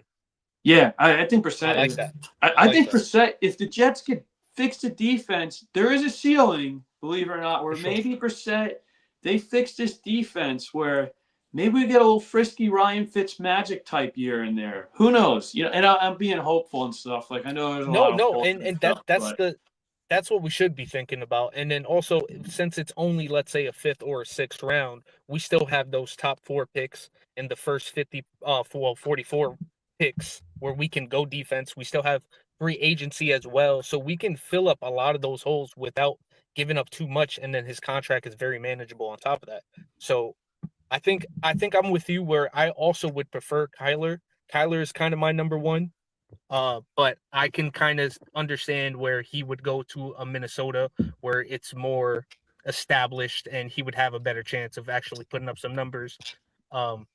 So I think Brissett is slept on, very heavily slept on.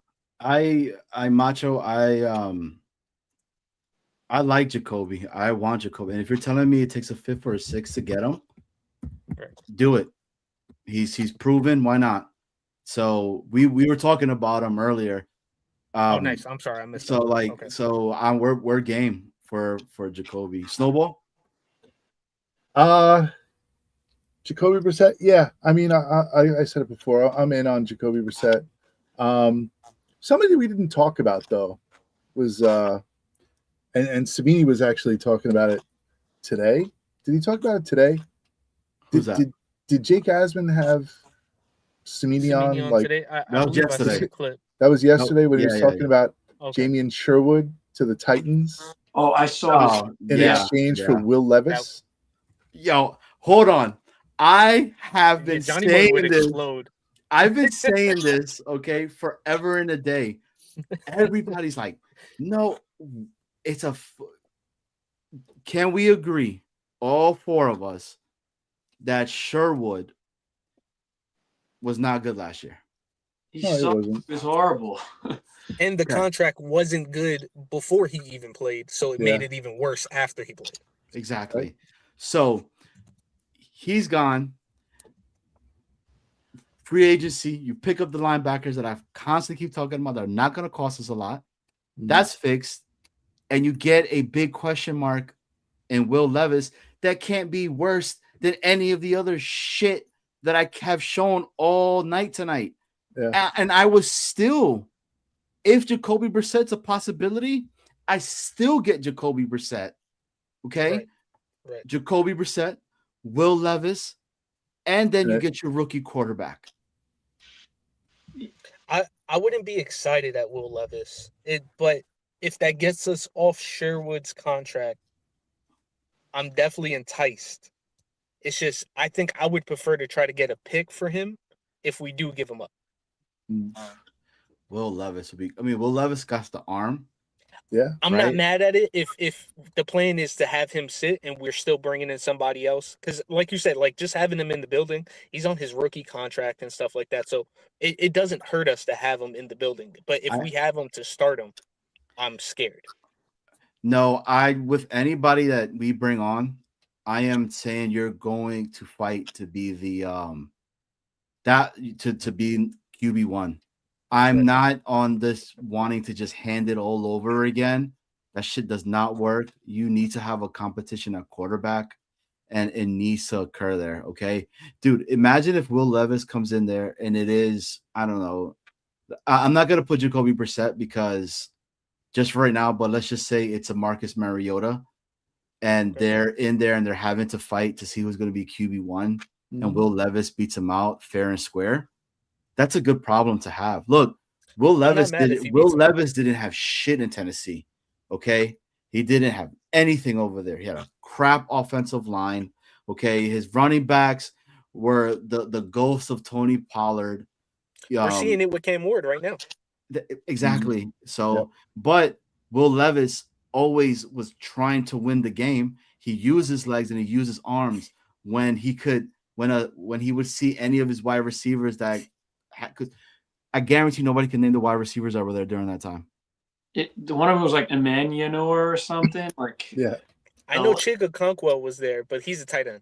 DK they had too. Chim Dyke DK. It's horrible. It's like Didn't we beat Will Levis like last minute? And that was because Will Levis messed up. And he did some Will Levis was the reason that we were losing. Yeah, he was on beating us in that game until he gave us the win. But he also gave us the dub. Yeah, so, Macho, we appreciate you so much, man. You know that. Yeah, dude. I appreciate you guys, man. Killing the game. We can't wait. Chris, if you ever get a chance, go over to Macho Talk Sports. Yeah. He's a huge Jets fan, as well. And we talk Jets all day, every day over there too. But he breaks it up. He talks other sports too, which is cool to have, and I appreciate that. So For sure. Macho, man, Sure. thank you. Nice meeting you. Thanks for your kind words Nice and meeting you as everything well. too. And you're on YouTube, or are you on TikTok too? I'm on YouTube. So I'm not on TikTok. I'm not. I tried to get on TikTok. I'm not good at it, so I got Okay. off it real quick. he fits. So I respect anybody that does it. I'll find you on YouTube, man. I'll check it out. I appreciate you. Absolutely. Yeah. Absolutely. Hey, you guys did great, and it was a great episode. Thank you for having me on, man. Thanks, I buddy. Have a appreciate good you, one. man. All right, man. Macho, take care. All right. Are we gonna bring in Yeah, Tommy? we got to. We got All to. right. Okay. All Tommy is a big guy too. Tommy, what's up, brother? Mr. Snowball Johnny Boy. Yeah, Chris. man. I'm not so familiar with Chris, but how you guys doing, man? We doing well. Good. Doing well. Hi, Tommy. Nice to meet you. Thank you for taking my. Nice to meet you, Chris. Thanks for taking my call. Of course. I'm really concerned about our quarterback position, man. I don't know where. I mean, I guess nobody knows, right? Like we got like 10 different quarterbacks to go to. In my opinion, I would go with you. Go ahead, Johnny Boy. How mad do you want to be? Say it again. Like, how upset do you want to get right now? Because you want me to show you. You want me to show you all of the quarterbacks that are out there and what you were saying. This is the carousel of quarterbacks. Okay, Murray, Flacco, and McKee, Willis, Jimmy G, Andy Dalton, Tua, Mariota, Marcus Mariota, Jacoby Brissett, Carson Wentz, Geno Smith, and maybe Derek Carr. And our current quarterback room is Justin Fields, Bailey Zappi, and Brady Cook. Right. That. Hold on. My bad. I gotta mute this. I got you guys on my TV. All right. So this is my thing, though, right? Yeah. So you see our Johnny Boy. You see our room, right? Why would the Jets not go after Ty Simpson? And if we have to trade up to 16, why not go get him? That's what I'm thinking right now. Like, why would you not go after him and go up to get him? Because why I say that is because Aaron Glenn and Darren Muji are, if they only have 3 wins this year, are they going to really keep these guys back? No. Like they're playing for their coaching careers right now. Chris, I'll let you take this one. I mean, yeah, I think they're not going to take a quarterback in the first round because I'm not high on Ty Simpson. I take Ty Simpson at 33 and later, but they're not going to draft someone high probably because they don't want a project right now. They need to win games. They need to show some, at least Glenn. I don't know about Muji. Maybe he gets a little grace, but Glenn goes 5-12. He's probably done, So he's on the extreme hot seat right now. I mean, he goes 0-5. You'll see Frank Reich as the interim head coach. I really think they would do that. They did it with Saleh, and that was the first time I think Woody ever fired in season. But I just think Woody's getting more and more antsy too, as we all are. And if he could start to 0-5, I'd pull the can to enough. Yeah, but Chris, don't you think that's a very bad look, firing 2 coaches back to back? I mean, no, I know it's not back to back years, but like 1 year you fired him half. Like I remember Saleh getting fired after 4 games after Minnesota. Aaron Glenn gets the job. He did horrible. Now you're going to fire him after the 2nd year, halfway through the season. Doesn't that look horrible? Like what coach is going to come here after that?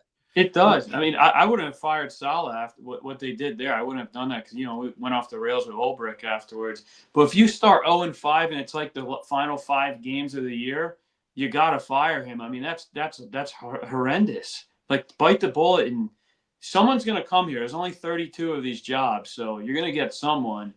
But it's not. It doesn't look good, and it'll be more, this is the same old Jets and that, and, but you got to bite your mistake there. I hope it doesn't get like that, So Chris, let me ask you a question. If the Jets start out 0-5, they're going to fire Glenn? You think, in your opinion? If it's like the final 5 games of the year, yeah. I mean, not competitive. If it's competitive games and they're in it, like like the first half, Right. like the first couple games, like, you know, we were in Tampa, we were in Pittsburgh and stuff. All right, you could sell me there. Obviously, they weren't going to fire him because he was new there. But you know what it is too. Like, what would drive me nuts about that too is then why didn't you just you should have just done it after year one came to an end. But you know, here they are. I have to say this, Tommy, and Jaden kind of took the fire, but he says, you know, look at the Raiders and all their coaches they fired, and they've been notoriously bad forever and a day, and they still got a winning Super Bowl offensive coordinator. Kubiak. Yeah, Kubiak. You know, so. But Tommy, to answer your question, I like Ty Simpson. Ty Simpson is probably one of the quarterbacks that's taken a lot of snaps under center compared to a lot of these other quarterbacks that are taking a lot of shotgun, right? RPOs, et cetera, et cetera. His biggest knock is the length of games that he's played, which has only been 15. But dude, that dude's footwork is great. He does have an arm. Now with Max Crosby and the switch, right, that's going on from where who did he just trade with the Ravens, and the Ravens going at I think what 14 now, right? I'm asking what player that was supposed to be in that place or whatever with the Raiders being there now, who are they gonna go? Right, because they were saying that guard at 16 was going to be maybe a pick for us from the Penn State.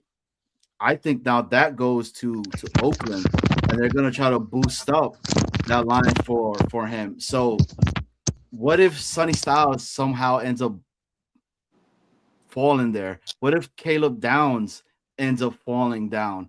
You know, and it's there. So, would you go, you know, Ty Simpson? Or would you go a Caleb or a Sonny Styles if that was to happen? Tommy. What I'm saying is I would not trade up to get any, like I would actually trade up to get Sonny Styles. I would, but I don't have all the money. Now what I'm saying is, like, I'm not the GM. Like I can't do this. Like I'm not a Magic. Yeah. But what I'm saying is I would trade up for Sonny Styles. And if Ty Simpson is sitting there and he's around 16, it's a question, man. It's a question mark. Like, why not? Like why not draft that 16, man? Why not? I agree with you because I would. You get the 5 years out of that quarterback, right? With the option at the on the 5th year, with the 5th year option of itself. So it's Johnny boy, he's the son of a coach. Like he's the son of a coach. He played in an Alabama pro style system. Like and he's very smart. And he lost, like, what did they say? He was down to like 195, and he actually plays at 215. Yeah, because So I mean, you can't. I mean, that we're all human. You can't take somebody. You can't knock them when they're sick, and when you're 30 pounds underweight and you're still trying to play, that shows heart. That's a lion. That's a fucking warrior, man. Like that's somebody I want on my team. And the way he said Jets, Jets, even though he said it a little bit kind of soft, he still said it, man. He didn't say fuck the Jets. Like if he wants to come play with us, man, I will root behind him 1,000%. Same here. And he's very accurate. That's what I like about him. He's 6'2". He's the son of a quarterback. He's very accurate. He knows how to play the pro style game. And we have the line, and we have our running back Breece, no matter if he's disgruntled or not. We get one more receiver. If we can get Micaiah Lemon, we're probably not going to get him if we pick Ty Simpson. But you go into the 3rd round, if you can get Amari Cooper Jr., and then we trade up for him, I mean, we're building something here. I mean, I know it all comes down after free agency, but this draft is going to be huge, and especially next year. But what I'm saying is basically Johnny Boy and Snowball and Chris, this is the year, man, where these guys don't want to get fired. They don't want to lose their job. Like, they're playing, man. Like, Aaron Glenn and Darren Muji are playing to fucking win this year. They're not playing to lose. Damn Skippy. Snowball, your thoughts? Ty Simpson, 16? You know what? Like Tommy said, it all depends upon free agency and what we get done in free agency. So I think 16 is rich for Ty Simpson. I'd rather take care of some other holes before I spend my 16th pick in the draft in the first round on some guy who has limited playing time and whatever. Granted, Tommy, you made a lot of good points about Ty Simpson and the way that he's accurate and all this acumen and where he comes from, whatever. I get it, I understand, but again, there are other things that I think we could take care of first. This was supposed to be the year of the great quarterbacks. Next year is supposed to be the year of the great quarterbacks. You never know what you're going to get with quarterbacks.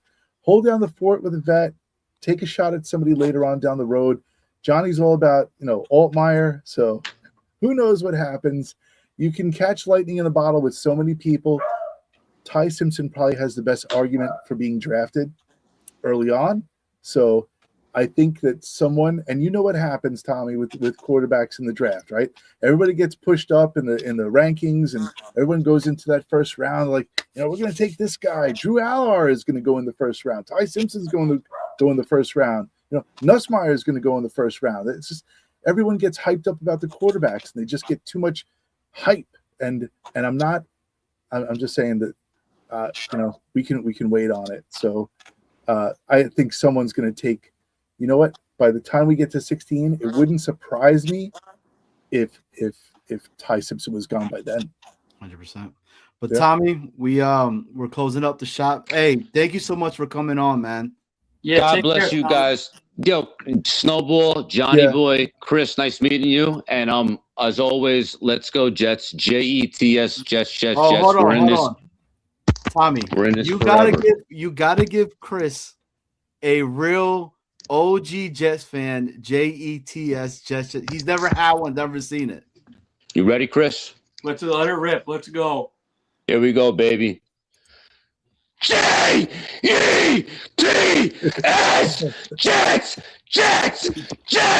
let's go, baby. That's the heat right there. Let's go. Damn straight. Tommy is the best. Thanks, man. I love it, Tommy. And Tommy, God just for you. God bless you, Tommy. He's gonna give Fireman Ed a run for his money there. That's right. Yeah, he is. Hey, that was awesome, man. But Chris, we got to get you back on here, man. Like this was fun. This was good. I had fun. Shout out to everybody that came also and supported you tonight too, man. Saw a lot of people in the chat. Oh, I had my my parents, like my in-laws, some of my friends. I sent them the link, and they're, we're gonna be there. We're gonna be there. So. Shout out to them. They really show up. They know how I am with this team, and it was awesome. This was fun. I enjoyed it. Yeah. Talking Jets, it's like it's easy. Fun. It's our team, Dude, you know what sucks about it? I'll tell you what sucks about it is that we suck. Yeah. We gotta figure out how to talk about it, But I enjoy it and I love it, man. It's a passion. But Chris. I'm gonna give you the solo layout. Let everybody know where they could catch you, what you got going on, and kind of go from there. Okay, awesome. All right, guys, you can catch me at Chris Sports Talk on TikTok. Been doing pop-up lives there, and looking to probably have some sort of a schedule coming out in the next coming weeks. But yeah, come catch me at Chris Sports Talk. We talk anything Jets, Mets, Highlanders, NHL, MLB, NFL, NBA, soccer. Anything. So come in there, drop your favorite teams, and we'll see you never know where the chat's going to take us. But who's your premier team? Liverpool. And so Liverpool. He knows I'm a Newcastle fan. So I remember Newcastle back to the Alan Shearer days. Beast. Still has all the records over there. One of the best. Snowball. I'm just going to choose Manchester United, but whatever. That's okay. That's beef right there. That's big beef. That's like the Jets to the Patriots. Yeah, that's it. Yeah, I know. But, listen. Manchester U. All right. Chris, it was a pleasure, man. Thank you so much. Yeah, hey, stay in the back. We'll see you in a second. Okay. Yeah. All right. We'll come back in. Well, for those of you who have stuck around for the past 3 hours and like almost 10 minutes, God bless you. Thank you very much for staying with us. If you have not hit the like button yet, please do. If you have not hit the subscribe button, like so many people have this evening, hop on board. Hit the subscribe button. Stay with us because we're going to be doing this throughout the off season. We're going to be doing this through training camp. We're going to do this into the new season, and hopefully by the new season, Johnny, we have reached our first goal. But I'm hoping that before training camp, we get there. Hell yeah, I think we will. I think so. I mean, again, let me just say thank you to Chris for coming on. Chris, it was awesome having you on here. I really do hope you continue to keep bringing the content that you bring onto Chris Sports Talk. It is awesome. It's great. I love the mixture of sports that he has on there and that he talks. Shout out to his wife. His wife is who was able to, say, hey, you talk so much about sports. Go talk to somebody else because I'm tired of you talking to me about it. That's what my wife says, Chris. That's what she says to me. Right? I get it, Chris. I get it. But nah, this was cool. And to everybody watching after the fact, smash the like, hit the sub. If you're watching right now, hey, shoot over to our guy Dano at the Danger Zone. He's doing his thing. And you know what? You have another option too. Shout out to our guy Nick Shine. Nick Shine's on tonight with DT as well. So shoot over there and go check him out. The New York Jets content creating world is a lot and is there. And shout out to Jake to coming on the show a little bit earlier as well. So, Snowball, can I play the new video? I have it in there. Oh, okay. Oh, so it's on our outro. That's it. Man. All right, cool. Then make it so, as Picard said. Yeah, and like Matt Mertz just stated, she said, "Grow a pair and start a channel." Hell yeah! And with that being said, this is another episode of Jets Worldwide, wide. This is Jets Worldwide.